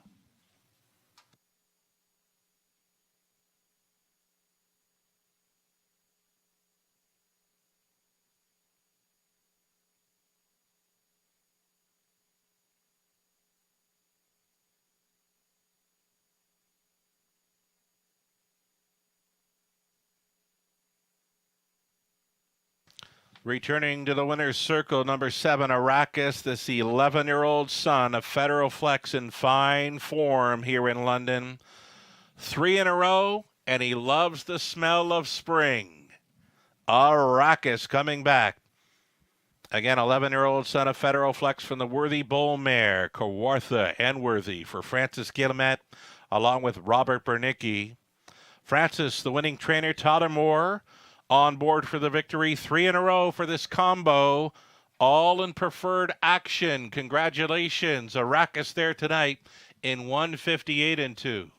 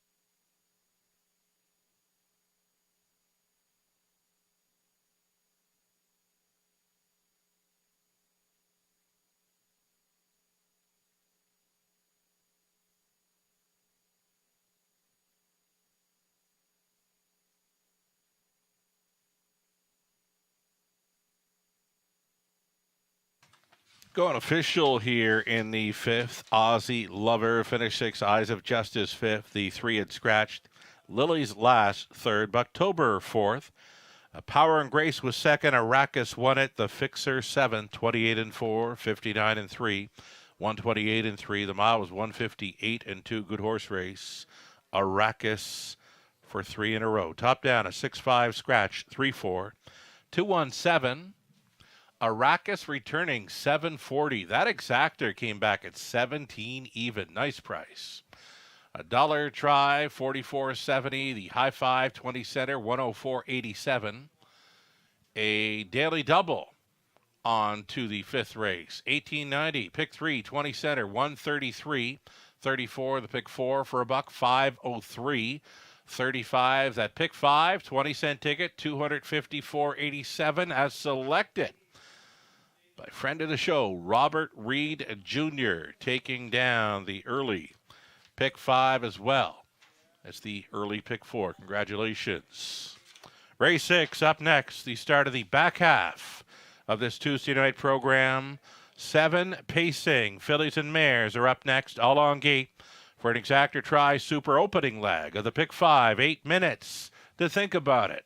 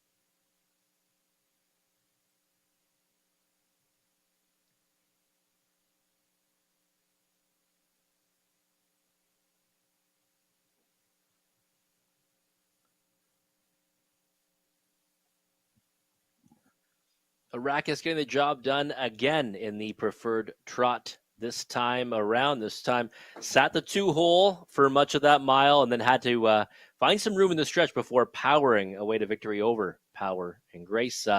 Was lucky enough to get the pick 5 tonight and the pick 4 both paid incredibly well. Of course, the value certainly put in there by the one Sabone, who got the job done in race number 3 at 15-1. But now we're going to move on to the late pick 5, getting started off right here in race number 6. Guaranteed pool $5,000. There's Sugar's ticket. Getting started here in the 6 with 4 deep. Oh, here he is. I think he's joining me right now. Just pop it in. We got some visitors up around the eye in the London sky, right? So when the visitors come, we got to say hi. Yeah, I got to make a trip up there soon. I'll wait till I don't have COVID, but I've got to come visit you in the eye in the London sky soon. Yeah, good idea. Yeah. Where are we at in this, Robert? Just starting off this late pick 5 sequence. Sugar starting off in race 6. Okay, yeah, okay. We're going to go 4 deep in here. I'll tell you who the visitor is. We had Dave, who's a part owner on Grammy's Girl, coming in here. Ken Middleton, of course, caller at Woodbine Mohawk Park with us, racing tonight. The 6 Grammy's Girl, the upcoming 6 race. I said it gets a little tough from that outside pose, especially when you got some nice speed towards the inside. So for me, this opening leg of the pick 5, 1, 2, 3, and 4. The 7th race, even numbers there, telling the story. A newcomer in from Saratoga, Dirt from the center, loving the chances there for Dirt. And trainer Paul Meggins, a last shot from the trailing spot. Back on the regular rotation now for Britt Kennedy. 3 deep in the 8th, 9th race, 2 deep in there with the 4. Should have known better. The 7, will he or won't he? He might. 10th and final, the 1, Steel Reserve, and the 5, Daylon Midnight. The key scratch in there, of course, shook things up for some multi-leg wagers on the end. Cheetah Lopoff, the 7, will not be starting in our finale. Robert Reed Jr., let's go. Your pick 5.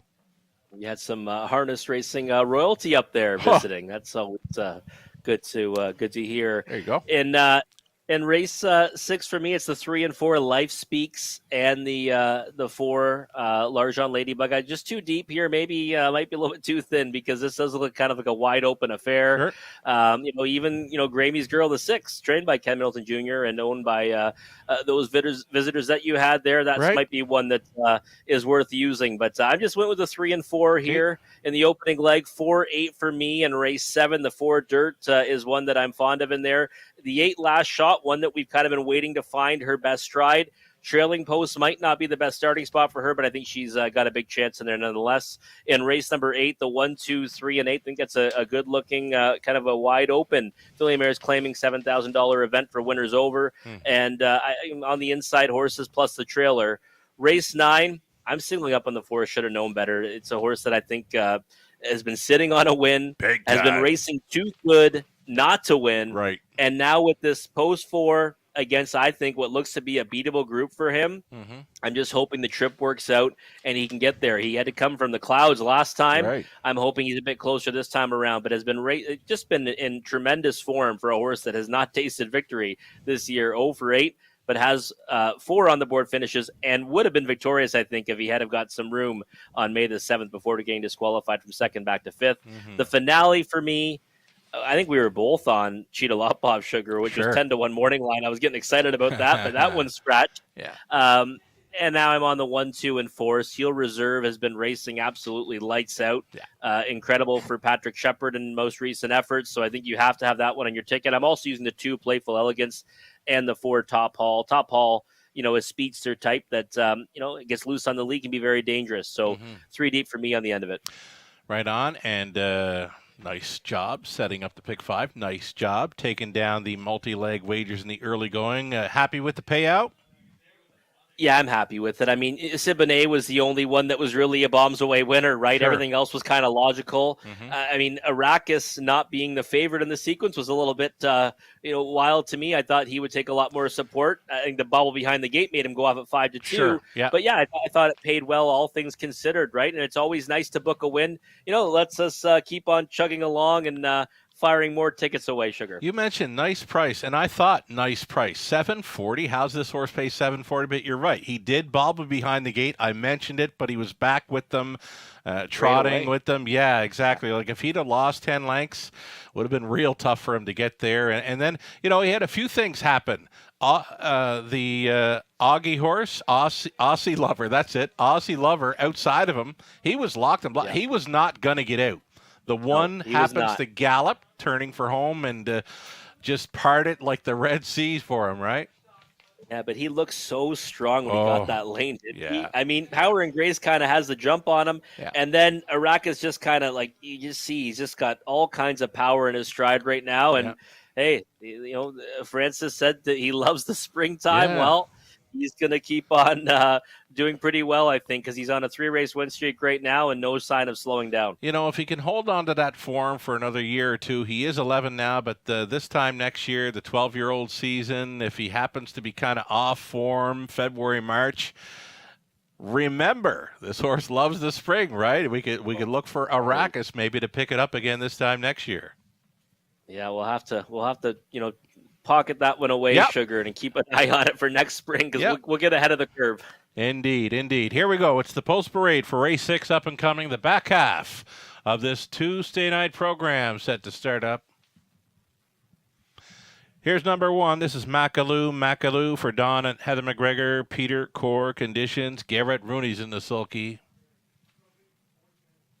From Post 2, Fran Sports Writer, Michelle McMullen, Audrey Crawford on the ownership line, Kent Gowan trains, Andy Moore.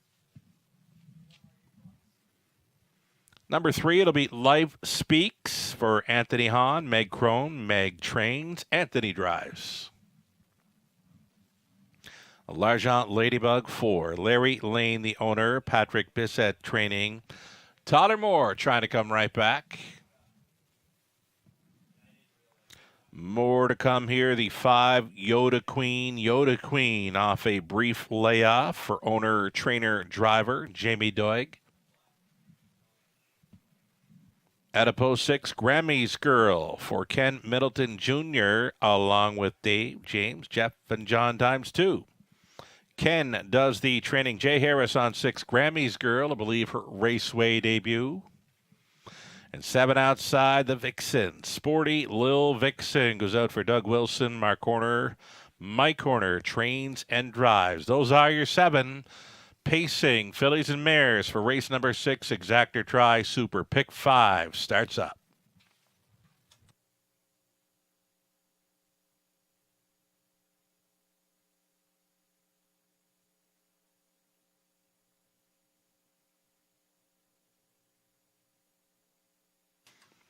All right, getting a look at a couple of contenders here in the picture. Number 3, Life Speaks. Life Speaks now. Robert, I know she's a top selection for you. Breaking issues in 2 of her last 3 outings. Here's another one. We've mentioned it a few times tonight. A Game can win it. Here is another. Number 3, Life Speaks. She'll have to mind her manners. Yeah, I think that's the key with her. And right now, I like what I see on the track. She's kind of going around at a nice clip, and she looks pretty solid on her feet. I'm just looking past that break last time. It was post 7, Sugar. Now, she did make multiple miscues in that mile, but that was against a much tougher group as well.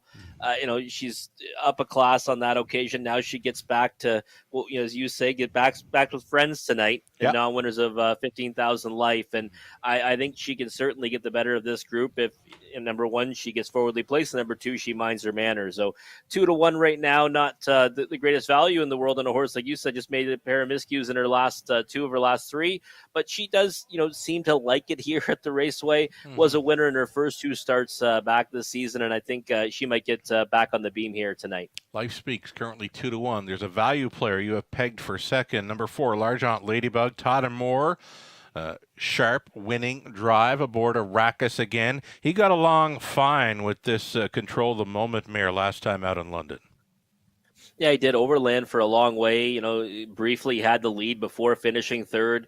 And that was the race where Hurricane Miss Rodine ended up kind of getting stuck in behind one and ended up getting beaten for 2nd by that rival. So I don't mind that as a form reference. And if you look further down, trailing post 2 back, post 6. And, now post 4 is not the worst spot in the world for Largent Ladybug. And I think that this field is one that she should be more than competitive against. So I thought that, 4-1 or so would be about the right price. She's 6-1 right now. Happy to go too deep in the multis. I mean, recognizing this is kind of maybe a more open event, but I think Largent Ladybug's in with a chance. I was hoping for like 3-1, 4-1 on maybe number 1, Makalu. Makalu got into a bit of trouble there following the half mile last time out. She finished 4th, was placed 7th for causing a bit of interference in her latest. Makalu here may fly under the radar. Right now she's not doing so. She's a 2-1, but she's more than capable. I'm expecting a good showing from the rail this time around. Yeah, she's already been a winner at this level, right? I mean, this was one that, if you remember, before that victory, we were kind of chasing her, Sugar, right? Oh, Many big time. She was too far out of it, finishing with pace or getting locked in. There was a lot of trouble trips for Makalu, and last time everyone kind of got jammed up, and then she was the one that kind of was deemed to have made the interference to get placed back to 7th. And looks good on the track right now. Pole position is likely, maybe why that support's coming for her right now, but the price is improving at 5-2. And I mean, she's one of the main players. I mean, if I know we had those scratches later in the card, I might have used a couple extra ones in here. Sure. But obviously we didn't know that when we constructed the tickets, and I'm sticking with the 3 and 4, but Makalu, I think you're onto something there. I think there's a big chance in here. Here we go. We're aiming towards another pick 5 pool going up and over $10,000 here. Less than a minute to post time. A France Sports Writer is offering here at 5-1, and a much improved post after leaving 5, 5, and 6 in her last 3. Number 2, France Sports Writer, Andy Moore on board, and one to consider. I'm thinking. I think so. I mean, I thought she raced pretty well 2 back, right? She was out a long way before finishing 4th at 32-1. Last time, it was kind of a race where they got jammed up, and she ended up finishing 7th. I think I'm willing to just forgive her for that last one. She's overbet right now at 5-1, though, isn't she? I mean, when you double digit. Yeah, when you look at her last few lines, she's 13-1, 30-1, 20-1, and likely the inside post, like you said, with Makalu likely driving the price. And getting away from Oguda, right? Yeah. That's probably another part of that, too. And 28 Late came back to race well tonight. So, I mean, the price is creeping up now. She's one you got to have in the exotics, I think. The more I look at this field, the more I see any one of 7 here. All 7 noses on gate. We've talked about 4 of them. We haven't even mentioned Yoda Queen, Grammy's Girl, or Sporty Lil Vixen, right? Yeah, I know that. You know what? Like you just mentioned, I think any one of those could probably, get the job done, given the right trip scenario. So we'll see how it all plays out. Here we go. Race 6, London. Gates moving.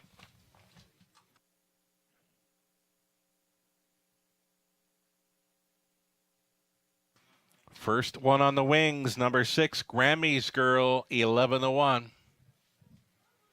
Makalu's on the rail, then France Sports Writer, Life Speaks, Largent Ladybug from the setter, then Yoda Queen, Grammy's Girl, Sporty Lil Vixen. Top of the stretch. Opening leg of a late pick 5 in London. It starts right now. They're off and timing it perfectly. From the outside was Grammy's Girl. She got a little bumpy, though.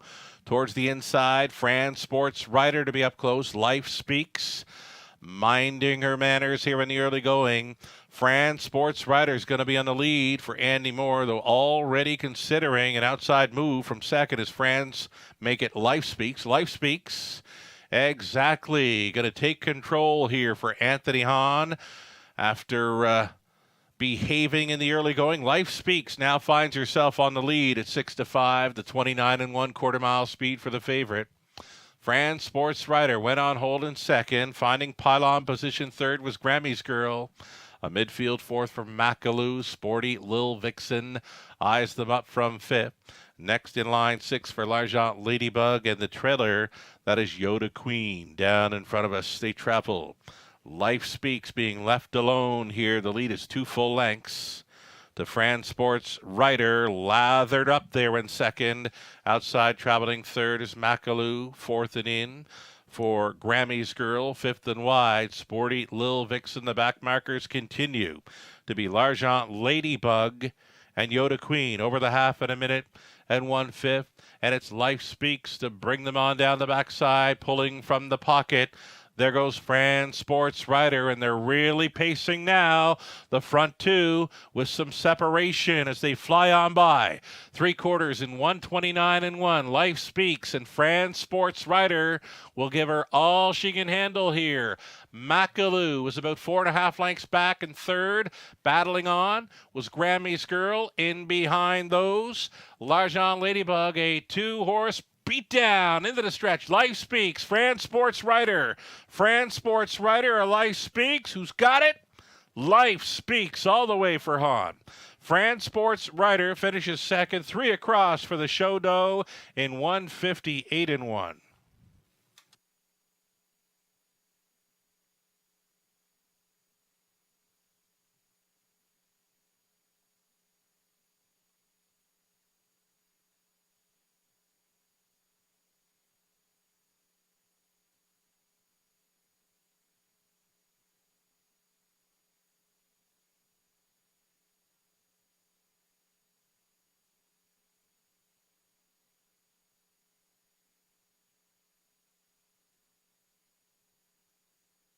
Number 3, Life Speaks, on top for the victory over 2 Fran Sports Rider. Then it was 1 Macaloo and 6 Grammy's Girl in for 4th.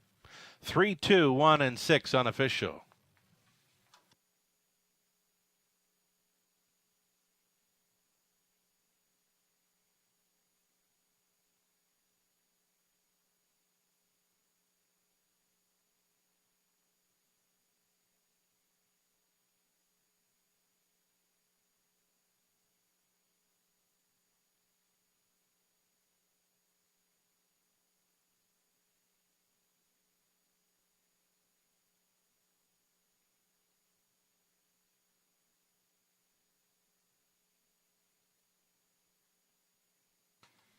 It's going to be Life Speaks coming back, a 4-year-old daughter of Art Speak from the Santana Blue Chip mare. Life is a Lady, owned and bred by Anthony Hahn and Meg Crone of Cambridge. Meg, the winning trainer, Anthony, the winning driver, and pacing to a new life best tonight. 1:58 and 1 for Life Speaks. She goes home with a new speed badge. Congratulations, a winner here as a 6-5 favorite.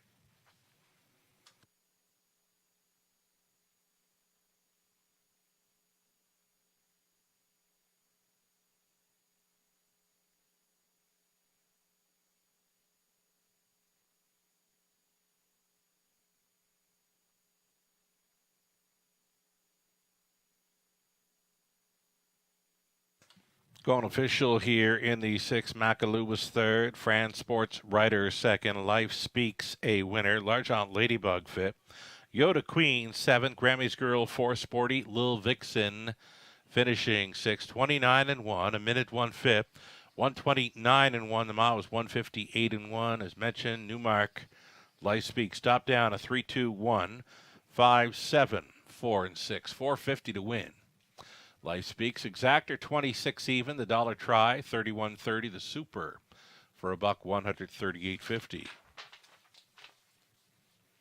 7th up and coming back on the trot for an exactor try. Super late pick 4. Scratch the 5. Lucky Rascal. Scratch the 7. Dominum Deo.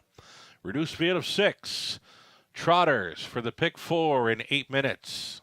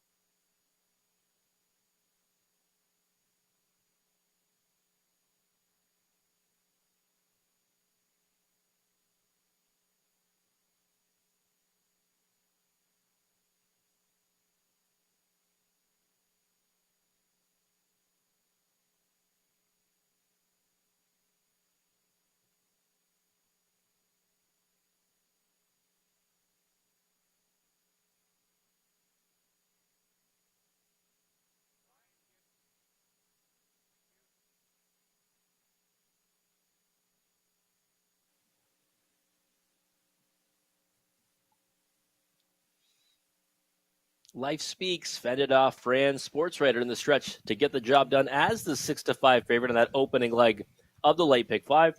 If you're still trucking, which many of you probably are, congratulations for getting through the first leg. And now, might as well jump in on the late pick 4, Sugar, starting right here in race number 7. Fran Sports Writer, though, wasn't expecting that one to, be handled so aggressive tonight. Real solid effort. Just couldn't get past Life Speaks. And you know what? They were motoring. That front two really took off from the field at 3/4. It's one thing I can really pick up on, especially when they're in the backstretch, whether they're diddling and dawdling or the pace quickens. Those two were absolutely flying on by 3/4. It was a great horse race. Life Speaks came out on top. Kudos to Hahn, keeping that one to task tonight. He kind of babied her through the opening turn where she made the mistake last time out and took control. But as you mentioned, Fran Sports Writer aggressively handled by Andy Moore and was right there at the finish. Quick trip for that group, 158-1. Yeah, I think she's definitely one we got to put a circle around for next time. Just ran into, I think, a better horse tonight. Yep. One that was getting down to face easier, and I think Fran Sports Writer, might take a nice step forward off that effort. But here we go, Sugar. Late pick 4 time. Right on. Late pick 4 starting up in race 7. Reduced field of 6 now on the trot. And I'm using telling the story. This newcomer in from Saratoga's Hapmaler did trot over that oval, the 157-4 last season. And now she's missed about a month of racing action. Will debut at the Raceway for Joe Shaw, Preston Shaw on board for the drive. The 4 Dirt is the one that I've got pegged as what could be a very sharp performance in this one. The Dirt and now back on the regular rotation at a post 4. The 8 Last Shot, another one who's going to try to find that form that put her in the winner's circle quite a few times last season. Definitely worth a look from the trailing spot. 8 Last Shot. Over into race number 8. Rosella with the rail advantage, rave review, and even going to the back tier spot. Just been notified there is a claim entered on number 8 Stargazing Cruiser in the 8. Again, a single claim for 8 in race 8. The Trotters in race number 9, I'm going to chase after. Should have known better. As you mentioned, Robert sitting on a win coming in. Willie or won't he from the outside post 7. He now moves in a spot with the scratch of number 5 Hobbs. So Willie or won't he? He might. The 7 horse from post 6 now in race 9. 10th and final, Steel Reserve has been so good in recent starts. Could be facing a bit tougher in this one. We'll be trying for 4 in a row for trainer Patrick Shepard. Colin Kelly goes back on board. And number 5, Daylon Midnight. This one has missed a bit of time, but he's one of those horses. If he's got anything close to his A game, a solid contender there in our finale. So Robert Reed Jr. now, your best shot at a late pick 4 in London. Yeah, we're on the same wavelength, Sugar, through much of the sequence. I'm going 4-8 here in the opening leg. I do think Dirt's the one you want to be on. Last time it was a solid effort to be 3rd. Always been a fan of this horse as well. He's kind of a high percentage win type. But Last Shot, as we said before, if she can find her best form, she should be able to handle this group. And right now, she's the better value, the 2 at 2-1 versus the 3-5 on Dirt. 1, 2, 3, and 8 for me in race 8. I couldn't really separate those ones. That Rave Review went a long way on the outside last time. Parked almost the entire mile. But Rosella's one in decent form. Woodmere Stella is one that can try to go down the road. And the 8 now claims Stargazing Cruiser. That one a winner last time and certainly fits in nicely with that group. So 1, 2, 3, and 8 for me. Race 9, I'm singled up on the 4, should have known better. Obviously, Willie or won't he now moving in a spot. That helps his chances tremendously. I just thought, as you said as well, this horse has been sitting on a win. Right. Racing too good to not have a victory this season yet. 0 for 8, 4 on the board finishes, and I'm going to single that one up tonight and hope for the best. In race number 10, I've got the 1, 2, and 4, the 1 Steel Reserve, the one that I think you have to have on your ticket with how well he's been racing as of late. Playful Elegance kind of intrigues me from post 2, and Top Hall, the Speedster from post 4.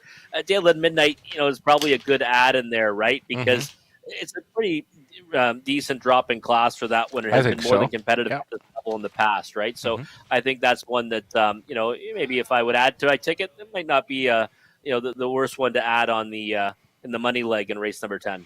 Right on. Offering a shout out right now to a friend of our show, Grady Hashi, down around the Maritimes. He mentions on Twitter nothing better than the Raceway and some Blue Jays baseball this evening. He's got him up. Awesome to hear. He's now going to be one of the on-air talents at Churro, right? So congratulations to him for that. Looking forward to seeing what he does there. Wonderful job, Grady Hashi. I've written for the Atlantic Post Calls for a number of years now, and one of the newest writers on board, Grady Hashi, covers some of the maritime beats of harness racing. So thanks for the shout-out on Twitter. Grady Hashi's tuned in and turned on to the Raceway and the Blue Jays this evening. Here we go. It's the Trotters on Parade, race number 7, led by one Super T. It's John and Chris Yake sharing ownership with John Training. Dan Clements on board. Patricia Gibb owning. It's Joe Shaw Training, number 2, Telling the Story. Preston Shaw. Ashley Bako owns. Lori Bako trains 3. What Can I Say? Lauren House.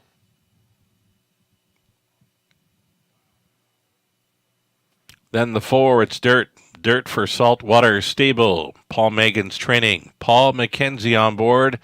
And it's 6-5 right now for number 4, Dirt. 5 was Scratch. The 6 is Junior. Junior with Tyler Borth. Driving for Dennis Duford, trainers Ashley Duford. The 7 was a Scratch. And the trailing post 8 for Last Shot. Britt Kennedy owning and training. Garrett Rooney stays on for the drive. 6 Trotters to contest race 7. Exactor Try, Super, and opening leg of Elite Pick 4.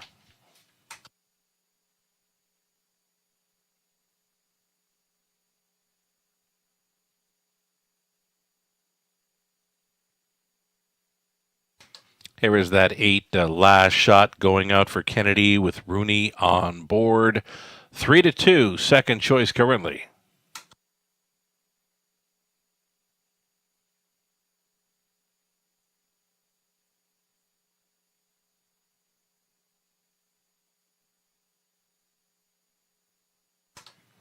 So race number 6, we did have that $21,000 pick 5 pool, and about a third of it live and in play following the victory by race favorite Life Speaks, just shy of $7,000 live from the $21,000 pick 5 pool. Thanks so much for playing tonight and always. We are now looking at number 4, Dirt. Dirt with Paul McKenzie on board for Paul Meggins. Yeah, 6-5 right now on Dirt Sugar, and right now just a little quiet score down. Looks like we got coming here from Paul McKenzie, and Dirt might speed up a little bit right now, but this is a horse that last time was a solid third at the level above this. Now gets down to a softer spot, and was a 3 in a row winner here at the Raceway, and now winners of 50,000 Life back in November, and I thought that those efforts were remarkably, good outings from Dirt, and I think that he's one that after a vet scratch sick, the start 2 back was just okay. It went off as a favorite on that occasion, then came back with a much better effort last time. So I think this looks like it's his race for the taking, but we'll have to just kind of see if he goes out there and can provide his best. I think he'll probably be closer this time around. I can't imagine he's going to be as far out of as he has been in his last 2. Nice and easy score down, Robert. I'm going to call that a very confident score down. This horse had his head nice high up in the air, just kind of loud and proud out there, but quietly. Loud and proud, but quietly. Yeah, I certainly like it. He's one that certainly looks like he's in good order out there, and like you said, proud, full of himself, and no need to really go out there and exert himself too much before the race, and I think that, again, he merits respect in here. I'm not sure if he merits even money respect, but I certainly think he's the one to beat. I do love his look right now. Number 4, Dirt, a top selection here for Robert and myself. Another one to consider in here. Race number 7, the 8 horse, Last Shot. Last Shot appears to be on the bit. Anything close to the A game we can see from Last Shot tonight, and we could find her in the winner's circle. She has faced tougher. She has beaten tougher. And she's looking all right here, Robert. I think she looks good on the track right now. And, last time, Let's Take the Sky really didn't give anyone a chance in that race. And this one here got away fourth, was overland for a bit. And I thought, raced, reasonably well to finish second. And that was coming off a vet scratch sick, hadn't raced in a month. Now you're coming back on a regular rotation. So she's supposed to be, substantially better tonight. And I'm not saying she's going to necessarily get to what her A game is, but I think she would just need something close to her A game to be able to emerge victorious in here. And as we say that, she now goes to co-favoritism at 3-2 with the 4 dirt. So, I mean, the way she looks in the track right now, I would say, I'd probably look to see who the better price is between those two and maybe just bet the one that ends up being the better number because there's not much between them. For me, I'm going nose on gate. I'm still not a fan of that trailing post 8, especially for the trotters here in London. We've got a newcomer in this one, Robert. It's Telling the Story. 5-year-old daughter, a full count, did win over the Saratoga Half-Miler south of the border, 57-4, though this one comes in after missing about a month of action. Yeah, the time away obviously is always a concern. I mean, again, I don't really worry about that as much when the horse has gone to a new barn, right? Because I've had more time to kind of work with that horse, over that span of time. But I still would like to probably watch this one once to kind of get a feel for, what she has to offer. I mean, her latest was in a optional, 12 claimer.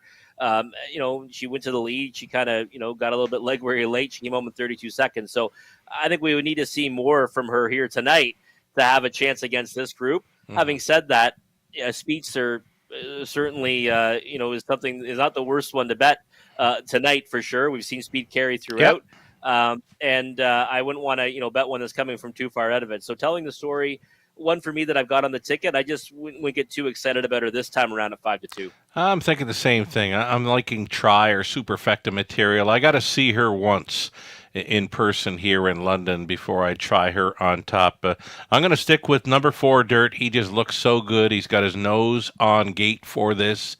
And at 6-5, hoping he takes a step forward off the wings if he can get forwardly placed in this. I know he can grit grind away for a while. Number 4, Dirt, for me, still a top selection here at 7-5. And those victories, right, that he had, Sugar, back in the wintertime, they were all ones where he was gone right to the front, right? So, I mean, he's got that in him. Yeah. I think that his last two you're coming back of a vet scratch sick, kind of getting his feet back under him. So I think you're right. I think tonight he's got to go forward off the switch. Tonight he's got to go forward. Number 4, Dirt, maintaining favorite status here, 6-5. Gates moving.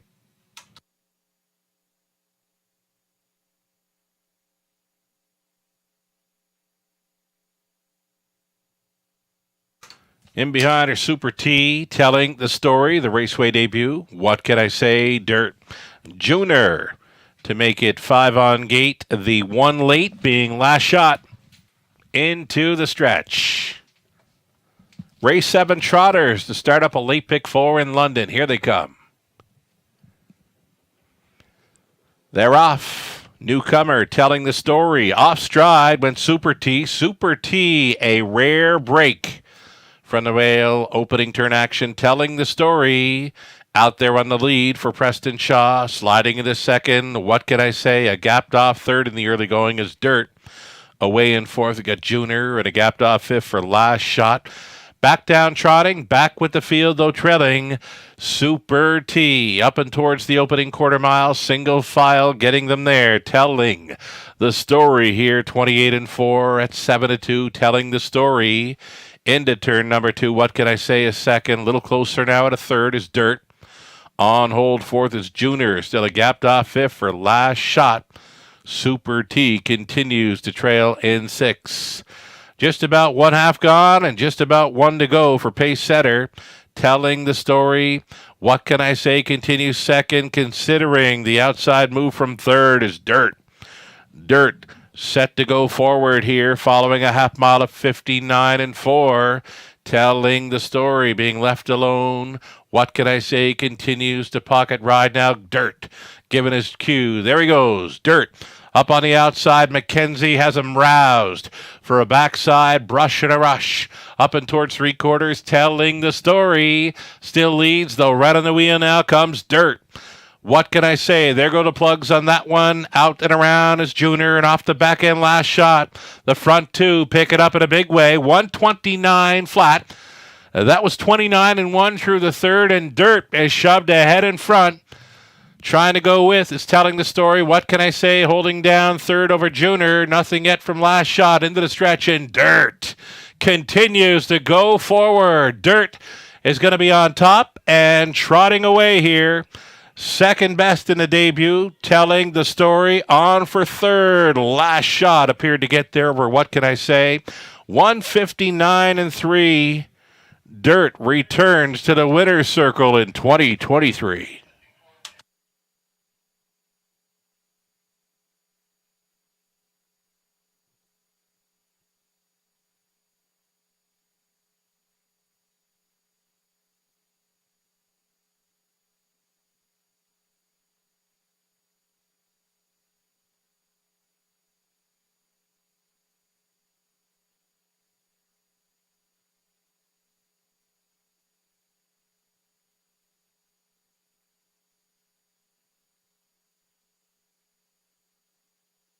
Number 4, Dirt.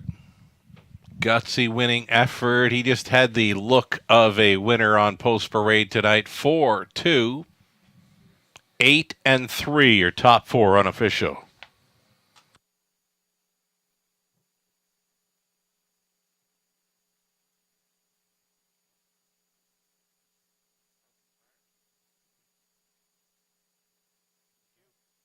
Judges' inquiry here. They're going to review the start of number 1, Super T. Super T was rolling off stride there at the start. Again, a judges' inquiry. They will be reviewing the start here in race 7. Hold all tickets. Returning for a winner's circle photo, Dirt. Dirt, a 5-year-old son of Angus Hall from the Duke of York mare, Snag 'em Bianca. Owned by Saltwater Stable. Trained by Paul Meggins. Paul McKenzie on for the victory. Dirt just trotted to a new lifetime best tonight in 159 and 3. His look on Post Parade said it all. He was loose, loud, and proud, and he shows up for a new life mark in London. Dirt, congratulations. Again, 4, 2, 8, and 3 unofficial. Judges' inquiry involves the start.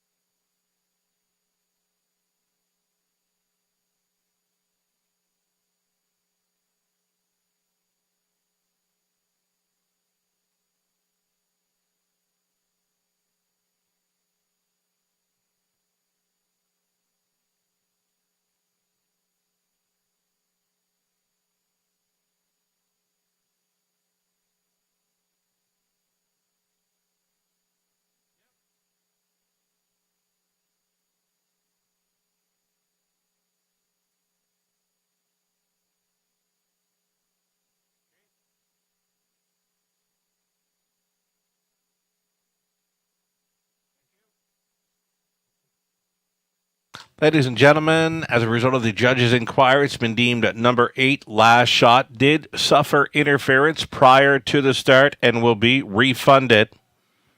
Again, as a result of the judge's inquiry, the 1, Super T, was making a break, causing interference to number 8, Last Shot, the trailing horse, prior to the start. 8, Last Shot's going to be refunded.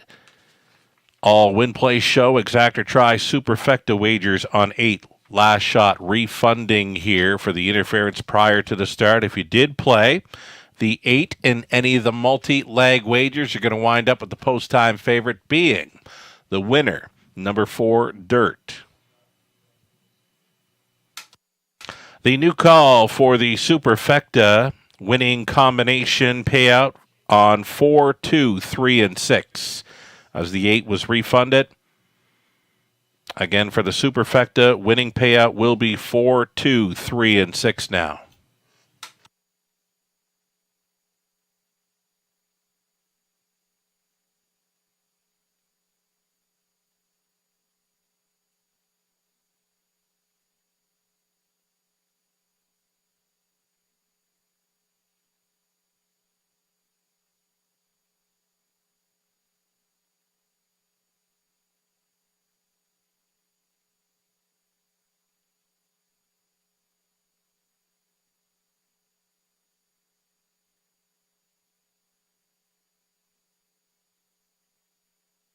Going official here in race 7, Super T finished 6. Telling the story second. What can I say? 4th. Dirt was a winner. The 5 had scratched. Junior finished 5th. The 7 had scratched. Last Shot was 3rd, but was refunded from the wagering for being interfered with prior to the start. And again, the winning combination for the Superfecta pays out on 4, 2, 3, and 6. Fractions for the 7, 28 and 4, 59 and 4, 129 and a mile of 159 and 3 for a very sharp Dirt, who's going home with a new lifetime best. A top down, a 6, 2, 4, 1 scratch, 5 scratch, 3 and refunded. 240 to win, exactor 540, buck try 805, buck super 28.45. Turn the page. Go on to race 8. Put Tyler Borth on number 5, PDQ Hanover. A single claim entered on number 8, Stargazing Cruiser. 8 Pacers then. For race 8, exactor try, super, the pick 3 opportunity, final pick 3 opportunity tonight. 7 minutes to post time.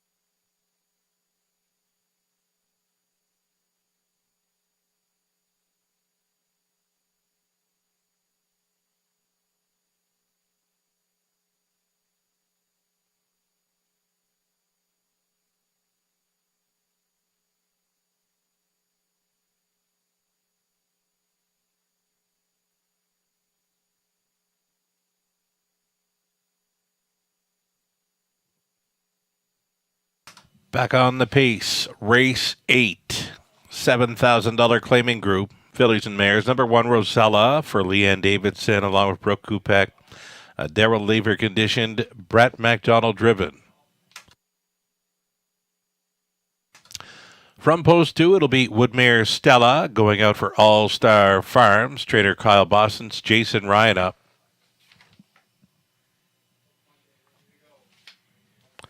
Rave Review 3, Garrett Rooney for Dan Mead. Trainers Rob Doyle.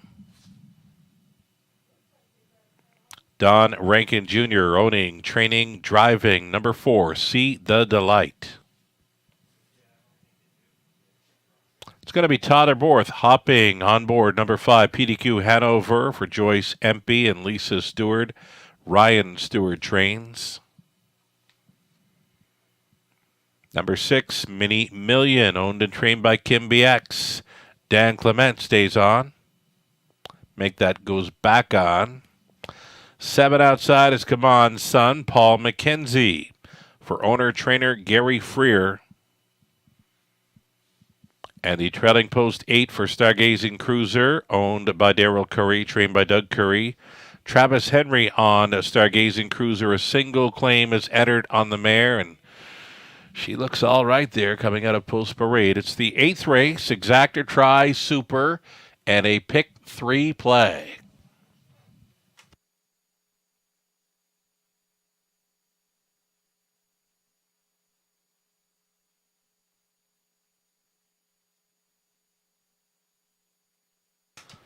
Here we are looking at number 3, Rave Review.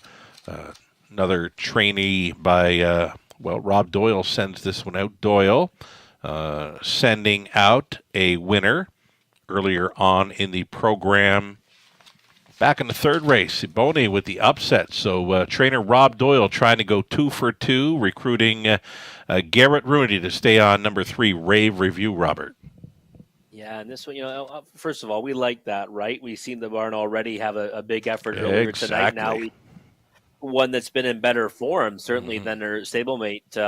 He was a rock-solid winner, 2 back. And last time, can't really be faulted for that effort. Sure, got away 3rd from post 3, was first over a long way. And Big Bad Jen is one that was just piling up victories. So no shame in not being able to get to that one, who was on the engine and ended up scoring from that position.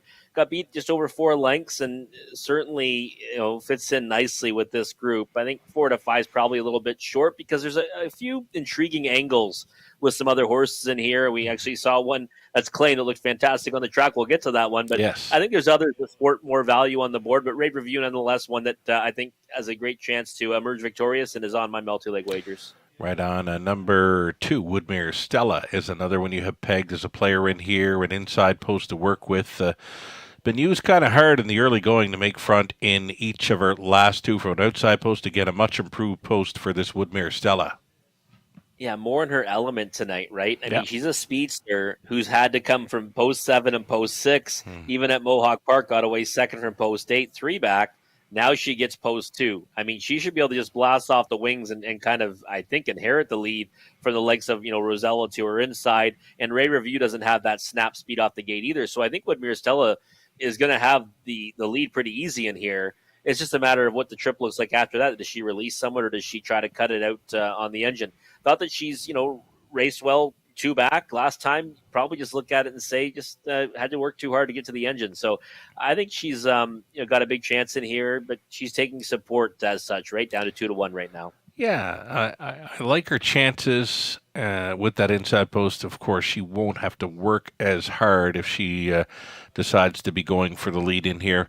Number 1, Rosella, liking her chances. She could be a speed factor. It's not really showing in the program lines, but this mare, she does have some gate speed. And you know what? Her A-game could put her in the winner's circle here. The rail advantage for sure helps her chances. She's offering, I think, tremendous value on the board right now. And like you said, the rail only helps her tactical speed. And I think she's the type that will likely push out of there and try to sit like a 2-hole trip, hopefully not end up in the 3-hole, because that ends up being a spot that usually lends itself to a difficult journey. But if you look down the program page, Sugar, she was a winner the last time she raced in this class. And since then, she took on tougher at Flamborough Downs. She took on tougher here. She took on even tougher at Mohawk Park. And last time, you can probably forgive her. She took the lead in the late stages at Flamborough and ended up coughing it up late to finish 4th. So I just think that getting back to the raceway, that's where she's best. She's won 2 of her last 3 here. And at this level, I think, she's one that you have to consider and give respect to. 6-1 is too big of a number on the board right now. Now 5-1, but anything near that, I think she's worth a play. Right on, and maybe worth a play, the one following her out, the 8 Stargazing Cruiser, with a single claim entered.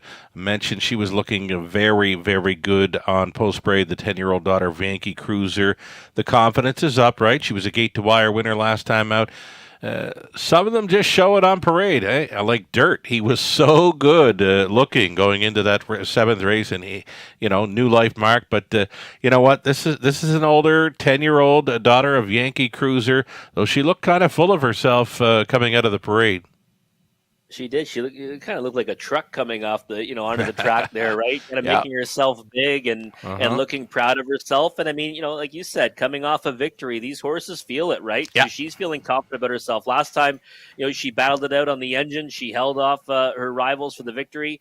We'll have to navigate that second tier, but this is probably one of the best setups from the second tier you're going to see. All 3 horses, 1, 2, and 3 have early foot off the gate, so she shouldn't be too far out of it in the early going. And she's actually a horse that I think, might even be better racing off a helmet, even though she won on the engine last time. So I think, you've got to give her consideration of 5-1. Surprised she's staying at that number, how good she looked in the track. We're talking about number 8, Stargazing Cruiser. She was looking fine coming out of the Post Parade. Gate is moving for race 8 of 10 in London. Rosella on the rail, then Woodmere Stella, Rave Review, Seed the Delight, PDQ Hanover, Mini Million, Come On Sun, Stargazing Cruiser back tearing it with the claim entered. 8th of a mile out. Pacing Mares, pickup speed, here they come. They're off, speed comes from the inside, 3 plus the trailer. We've got Rosella and Woodmere Stella. Rosella is going to cut this one out. Woodmere Stella sliding into the 2-hole. Rave Review away in 3rd. Another tight lines in 4th. Stargazing Cruiser. All Alone traveling 5th to Seed the Delight. It's a break of 2.5 to PDQ Hanover. Then came Mini Million. And the gapped off trailer, Come On Sun.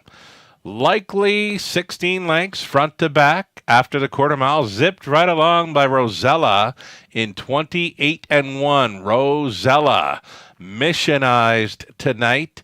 It's Woodmere Stella, a gapped off second. Rave Review contemplates the outside move. It appears she's going to go for it right here from 3rd. It's going to be live cover for Stargazing Cruiser, who switched out from 4th, chased up at a 5th. See that a light, then PDQ Hanover, Mini Million, and still gapped off. Come On Sun, 58-4 was the halftime speed, and Rosella still gunning up top. Rosella leading by a full length and a half. Second best is Rave Review, 3rd and in for Woodmere Stella. And gapped on the cover, Stargazing Cruiser. She's still out there in 4th. 5th and in for See the Delight. Mini Million will be widest of all down the backstretch and in behind a wall. PDQ Hanover and Borth appears to have pace. No space, though.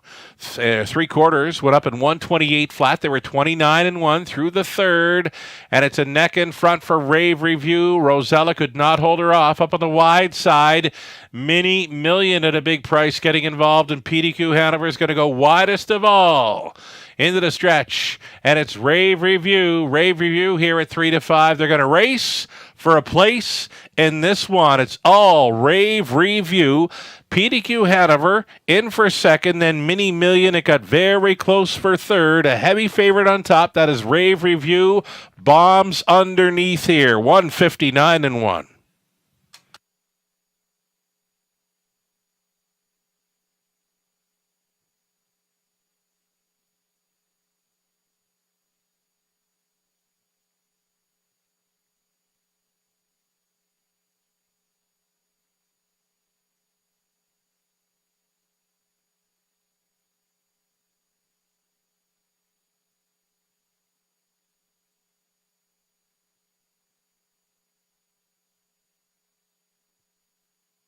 Number 3, Rave Review, a much the best winner here in race 8. Winning over number 5, PDQ Hanover at 25 to 1. Then it was 6, Mini Million at 40 to 1. Rounding at the superfecta, the 8 Stargazing Cruiser. 3, 5, 6, and 8 top 4.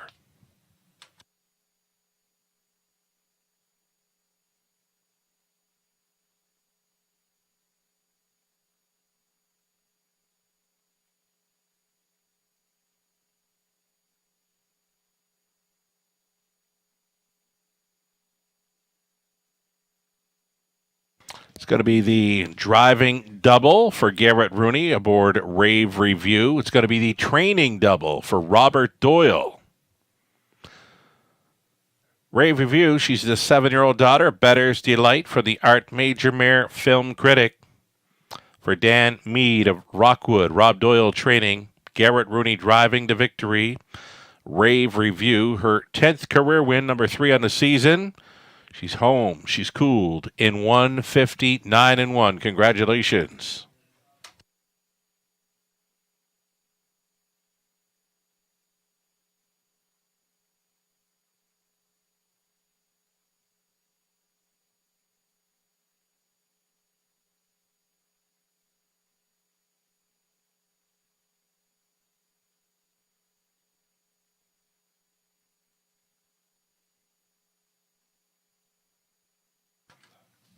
It's official. Rosella was 6, Woodmere Stella 7th. Rave Review won it. C. The Delight was 8, PDQ Hanover 2nd. Mini Million 3rd. Come On Sun 5th. Stargazing Cruiser 4th and claimed. 28-1, 58-4, 128 at a mile of 159-1. Rave Review, the Garrett Rooney driving double. The Robert Doyle training double. Top down, a 6-1. Make it 6-7-1, 8-2, 3, 5, and 4.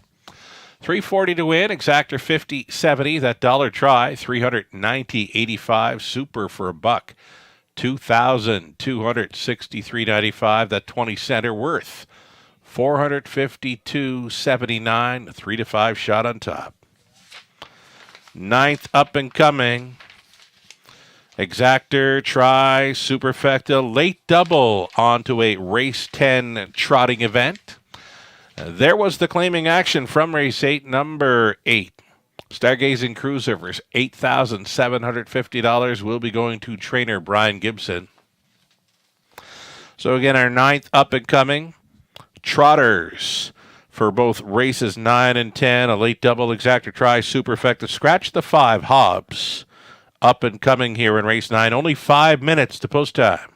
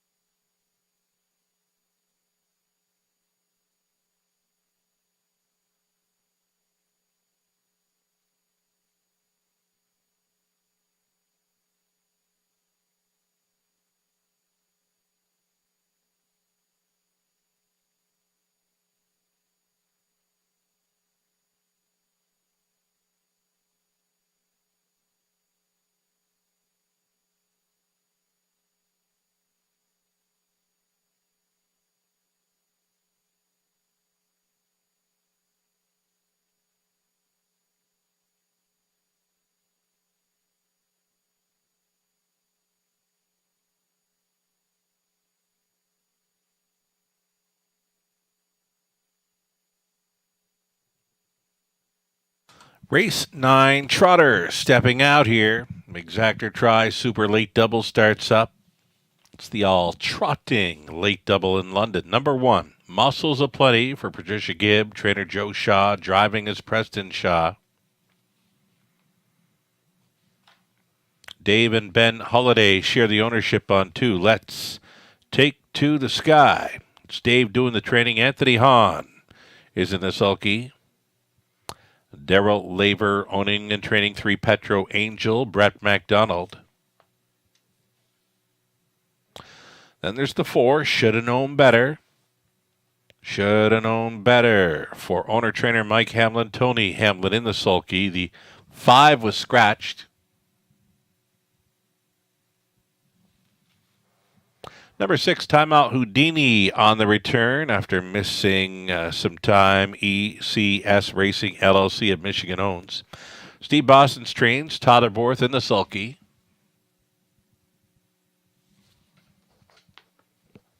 Outside chance for the 7, Willie or Won't He. Jason Ryan driving for owner Phil McGuire, trainer Kyle Boston's. And trailing out number 8, I Am What I Am.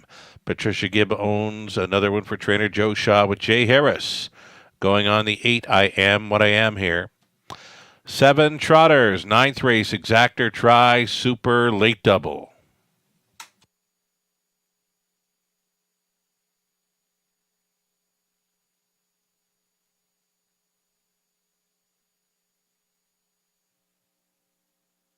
Here we are looking at number 4, Shoulda Known Better. Great form coming in, a runner-up finisher in each of his last 2. Shoulda Known Better. Here in the 9th race from post position 4. And he looks all right here, Robert. 6-5. Could have saw that coming because we've been mentioning, he is sitting on a win. He's got to be.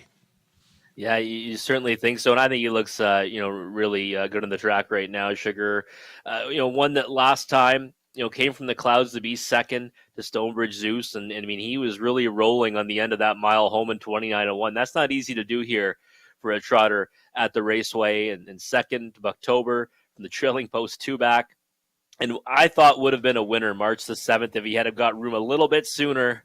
And didn't make contact, obviously, with a rival as well in the straight. She missed by a neck to Cheetah Lawpaw on that occasion, got placed back to 5th, but was absolutely loaded with trot in the late stages. I mean, the more he kind of goes around the track here, I think the better he looks. Yeah. And, I totally understand why he's getting hammered down to 6-5. He's, as I said, he's been racing too good as of late to not have a victory this season. Mm-hmm. I agree. He looks fantastic, and you can look throughout his chart lines there. He's such an honest trotter, well-gated, and this son of Deep Chip is a one-time winner last season, a 7-time winner throughout his career. He took his mark as a 2-year-old over the big track in 157, yet to win in 2023, but appears to be going to get there soon. 7-5. Currently, the players are on him, and Tony Hamlin's got a handful right here. He does look great. Yeah, he does. Kind of just going to try to keep him relaxed now, right? I think we saw this from them last time as well. Mm-hmm. Just keep him quiet now before the starts. And like you said, certainly had a mittful coming around the turn there. You're right. Number 3, Petro Angel. 2 wins in her last 3 outings. She went up against the preferred types last time out. That wasn't going to happen for her. This is a better spot, 4-1 currently.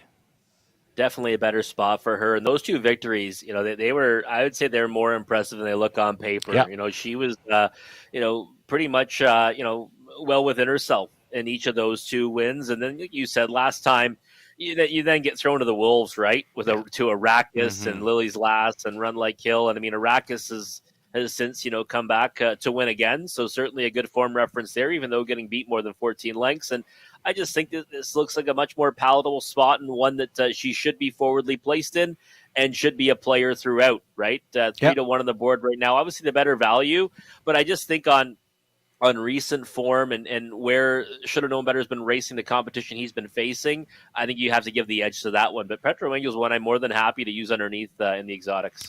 There is plenty of speed in here, even towards the inside. The 1 and 2, they're both on the lead last time out.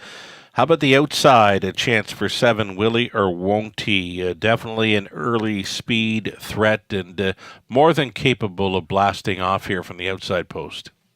Yeah, he is, and moving in that spot is huge for him. And when we did our selections for this, I kind of thought, well, it's pretty difficult for what he's had to do over the last few weeks, right? So he trailing post 2 back, 7-hole last time. He had the lead in a heartbeat in that race, and I mean, he looked like he was just freewheeling throughout, and then obviously got tired on the end of it. And I thought maybe, is he really going to try that again? I mean, you only have so many of those efforts in a horse, right. But now moving in that spot, I think he's got to go forward off the switch, and he might be able to come around them in the early going. Certainly one that, was incredible in his first start back off the bench, and has turned in a couple of nice efforts since then. So I think he'll definitely be a part of it in here. But him at 6-5 versus Should Know Better at 2-1, I'm still going to lean the other direction every time just because of the recent form. My final thoughts on this one is there's just way too much early speed in here. I believe it sets up for a closer, and the best closer of this bunch is number 4, Should Have Known Better. The price is right at 2-1. Yeah, we saw that early money come from away. I thought he might be, odds on come post time, but 2-1, that's a pretty nice price on a horse that, as you said, is sitting on a win. Here we go. It's the 9th race trotting event. Gates moving.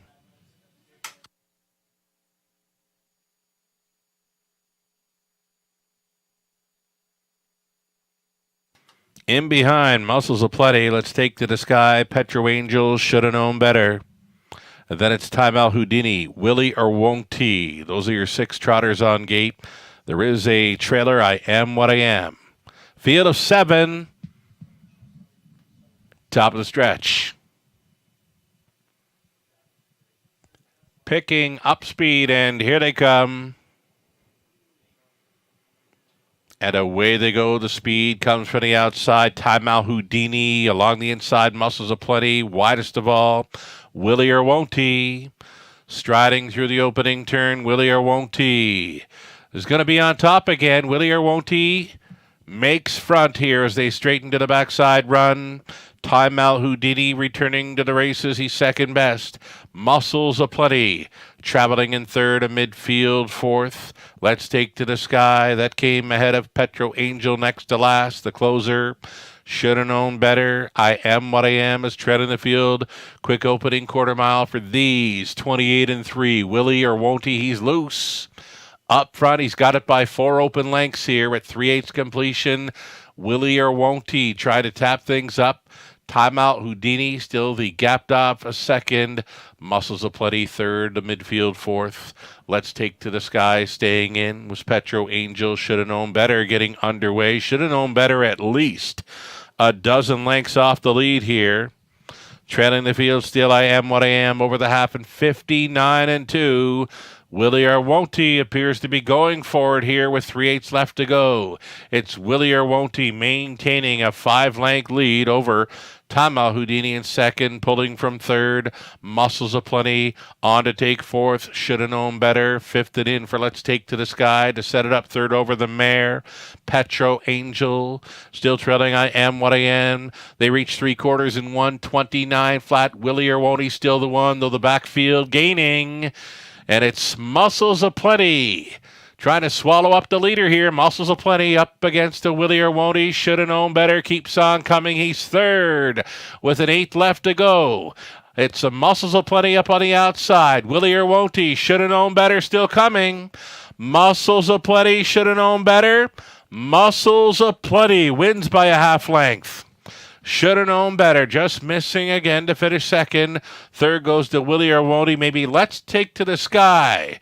On for fourth. He was up against Time Out Houdini on the line, 159-4.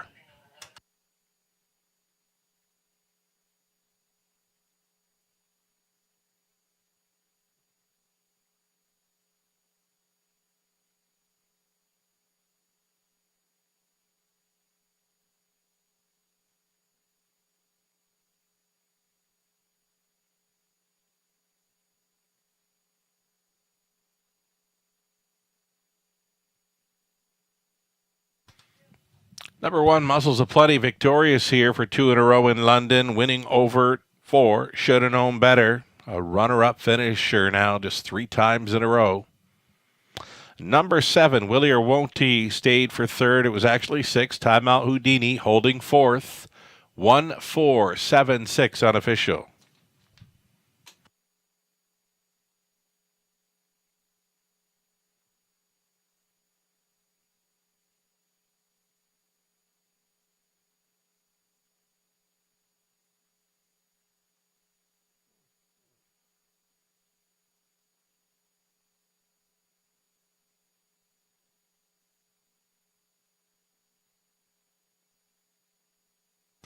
Back to Victory Lane, Muscles of Plenty. 6-year-old bay mare by Angus Hall from the Muscles Yankee mare. Show Me Your Muscles for owner Patricia Gibb of Gamoka. Joe Shaw training, Preston Shaw on for the victory. The mare has 2 in a row in London. Her 22nd career victory, and it's a mile tonight in 1:59.4. Muscles of Plenty doubles up. Congratulations.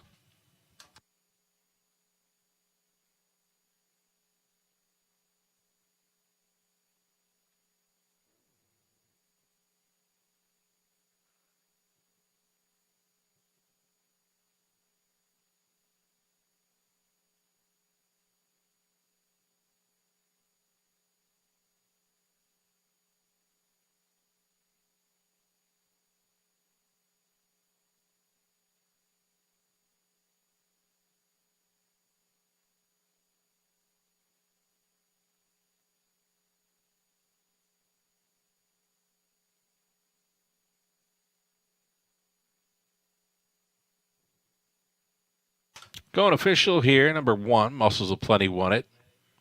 Let's Take to the Sky was 5th. Petro Angel 6, Should Have Known Better 2nd. The 5 at scratch. Timeout Houdini 4. Willie or Won't He 3rd. I Am What I Am was 7th. 28-3. 59-2. 129. A mile of 1:59.4. Muscles of Plenty doubles up from the top at 1:5.62. Scratch 437. 980 on the nose for Muscles of Plenty. That exactor came back at 22.20. Dollar try 29.05. Super for the dollar 147.15.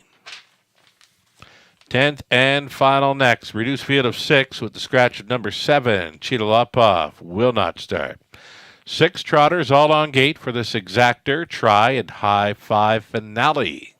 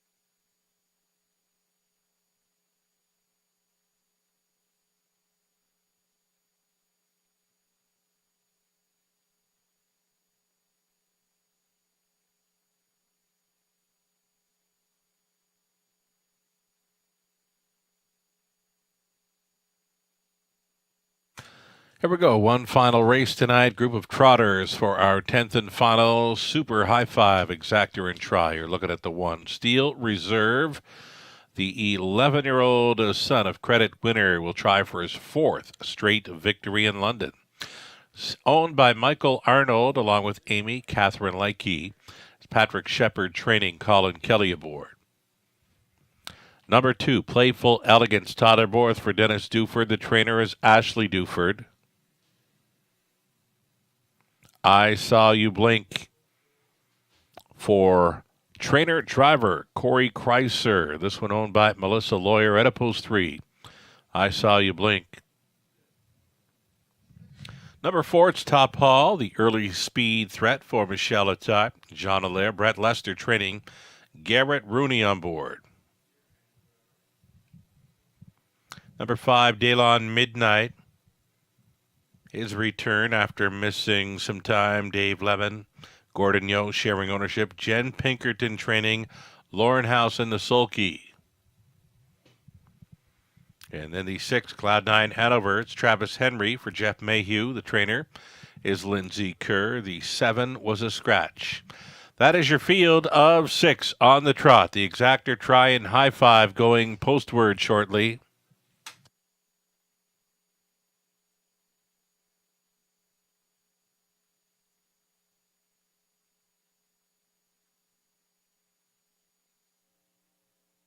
Here we are looking at number 1, Steel Reserve. He's been on great form in recent starts. The 11-year-old son of Credit Winner.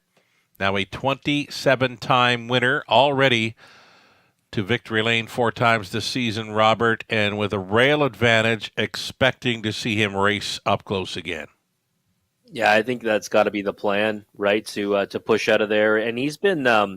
listen, the last time he was overland a long way before winning by half a length, Right. He just would not be denied. Before that, I mean, he absolutely crushed his rivals. He's been alternating between Brett McDonald and Colin Kelly in his last few, and he gets Colin back on the bike tonight.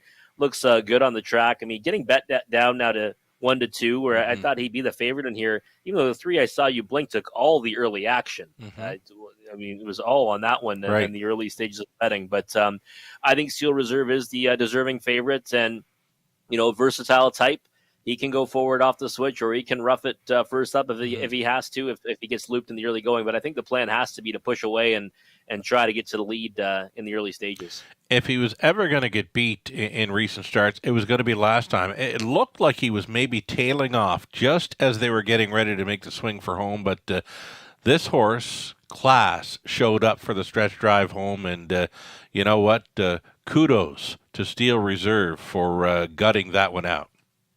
Yeah, sheer determination in that one, right? I mean, just would not be denied. 30 Right. cents to the dollar made everyone sweat. Yeah. No question about that, because you're right. I did not think he was a winner on the final turn, but, he gutted it out, like you said, Sugar. And, I mean, he's done great things for Patrick Shepard as of late, and I think he's going to be hard to beat again tonight. Playful Elegance is another one that you've got pegged as a player in here. 5-2 in the morning line. Number 2, Playful Elegance, Tyler Borth, leading driver. Tyler, love watching him coming out of the post parades. He had Playful Elegance kind of fired up. She was trotting pretty good around the oval here. He's got her settled down now, but looking very sharp coming out of the parade. Just missing last time up. She's got to be a player here, especially with no trailer. Yeah, and 9-1 right now, Sugar. I did not expect that on Right. Playful Elegance. I mean, we got a good form reference, don't we? Because she got beat a neck to Muscle Plenty last There time. then, yeah. And that one just came back to win in the 9th race, up and non-winners of 5,000 last 3. So, I mean, that to me would have actually lend itself to her taking more support in here. But, and you said he had her fired up in the early going, coming on the track, and she does her best work when she's forwardly placed. And from post 2, I don't think she's going to give up too many spots off the gate. And like you said, no trailer. She should be, trying to get, either to the lead or dropping into a 2-hole, and that makes her dangerous. A little bit lathered up, but probably because we're a little bit warmer than usual right now. You know what? It is still a warm evening out there. The wind has gone away. There's no breeze at all. The flags are just very still right now. The wind has gone away. Number 4, Top Hall, an early speed threat. Garrett Rooney already in the winner's circle a couple of times tonight. Likely to have this one on or near the lead again. Yeah, I would think so. I mean, his best path to glory is to blast out of there and Yep. try to get to the front and go as far as he can on the engine. He did that last time. I mean, really, everything kind of fell into his favor, right, with that middle half of that race, and he still ended up fading back to third on the end of that mile. But he's always a threat. It just depends on what version of him shows up. I mean, he's gone to the engine on each of his last four. He's got a victory, 2 seconds, and a third. So again, I think 9-1 is actually an overlay on him as well. I think he's one you cannot leave out of your exotics, but there's two horses taking all the action here that leaves everyone else overlooked. Yeah, you know what? It's a shortened up field of 6, but the more I look, the more I'm thinking, you know what? Any one of 6, maybe Daylon, Midnight, right now, longest shot on the board. Surprise for me. I know this one's missed some time. This is an easier spot for this trotter, though, and he's kind of sharp right now. Yeah, he looks like he's feeling himself out there. And you know what? For a horse that's dropping down in class, kind of shocking to see he's the longest shot in the board in a field of 6 and 16-1, because I mean, he certainly has proven he can do at this level in the past. So not one that I leave off my tickets, and the price is certainly right. Not when he's looking like that. He looks very good. You know what, Robert? Always a pleasure hanging out with you on our Tuesday evenings in London. Wonderful job. Yeah, thank you, sir. You too, as always. Looking forward to next week. Here we go. It's the 6 trotters on the end of a Tuesday night program in London. We've got Steel Reserve, Playful Elegance, I Saw You Blink, Top Hall, Daylon, Midnight, Cloud 9, Hanover. Those are your 6, and here they come. They're off. Top Hall to take them on out of there. Cloud 9, Hanover, left out for a spot up close. Diving into the 2-hole ride was Cloud 9 Hanover, a gapped off third in the early going for Steel Reserve, trotting at a fourth. Playful Elegance then in fifth. Daylon Midnight, the earliest trailer. I Saw You Blink up and towards the quarter mile. Top Hall, 5-year-old son of Angus Hall, to cut the fractions. Opening quarter mile was 28-2, right there in second. Longest shot on the board. Cloud 9 Hanover in for a dreamy trip. A little closer now from third, Steel Reserve, and he's thinking about it.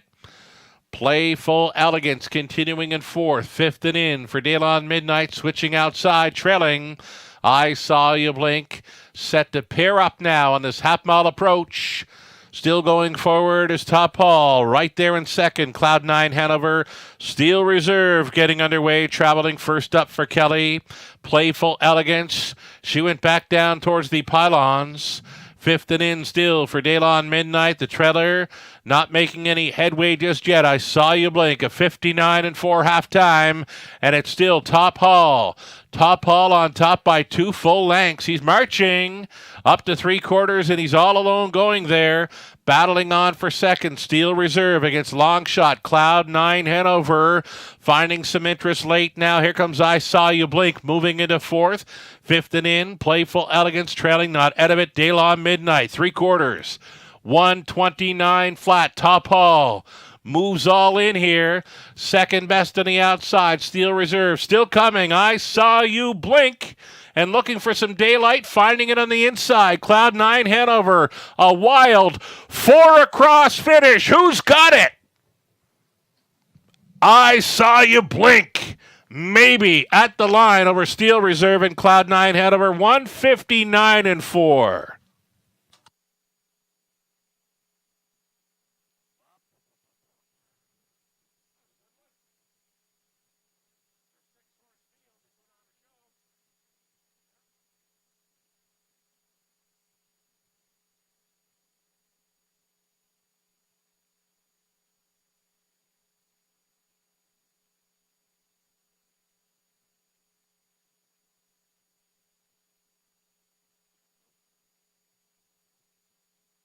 Great finish, a wall of 4 right across the line here.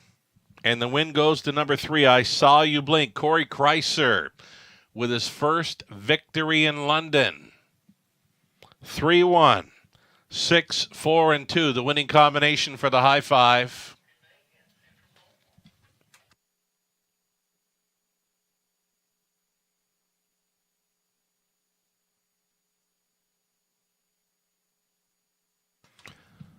Just a fair beginning, but a great finish here for number 3, I Saw You Blink. Worst to first in the finale, 6-year-old daughter of Possess the Will. From the Broadway Hall mare, Don't Blink. She's winning in her Raceway debut here for owner Melissa Lawyer of Ottawa. Corey Kreiser training and driving. Corey's in the winner's circle. First time ever here in London. Congratulations. I Saw You Blink from last. 159-4.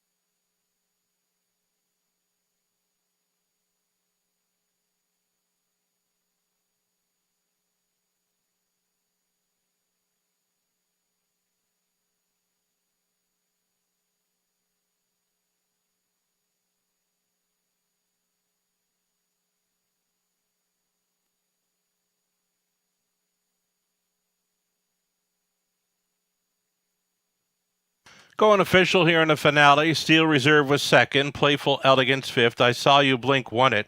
Top Hall fourth. Daylon Midnight sixth. Cloud9 Hanover third. Cheetah Lopov was scratched. 5:30 to win for I Saw You Blink. Exactor 11.10. Dollar try 35.20. High five 20 center 34.21. Late double onto race number 10. 24.50 to pick 3, 20 center, 7.69. Dollar pick 4, 47.20 to pick 5, 20 center, 27.97. So it was a 159-4 victory. I Saw You Blink winning her Raceway debut, and congratulations to Corey Kreiser on picking up his first London victory with us tonight. And again, the top down will read a 2-5-1, 4-6-3, scratch in the bottom. That'll do it for the live racing tonight. Still some simulcast action in our Raceway Lounge. We're back at it tomorrow evening, 5:50 start time. Thanking you for joining us tonight from the Eye and in London Sky, Sugar Doyle. Have yourself a great night.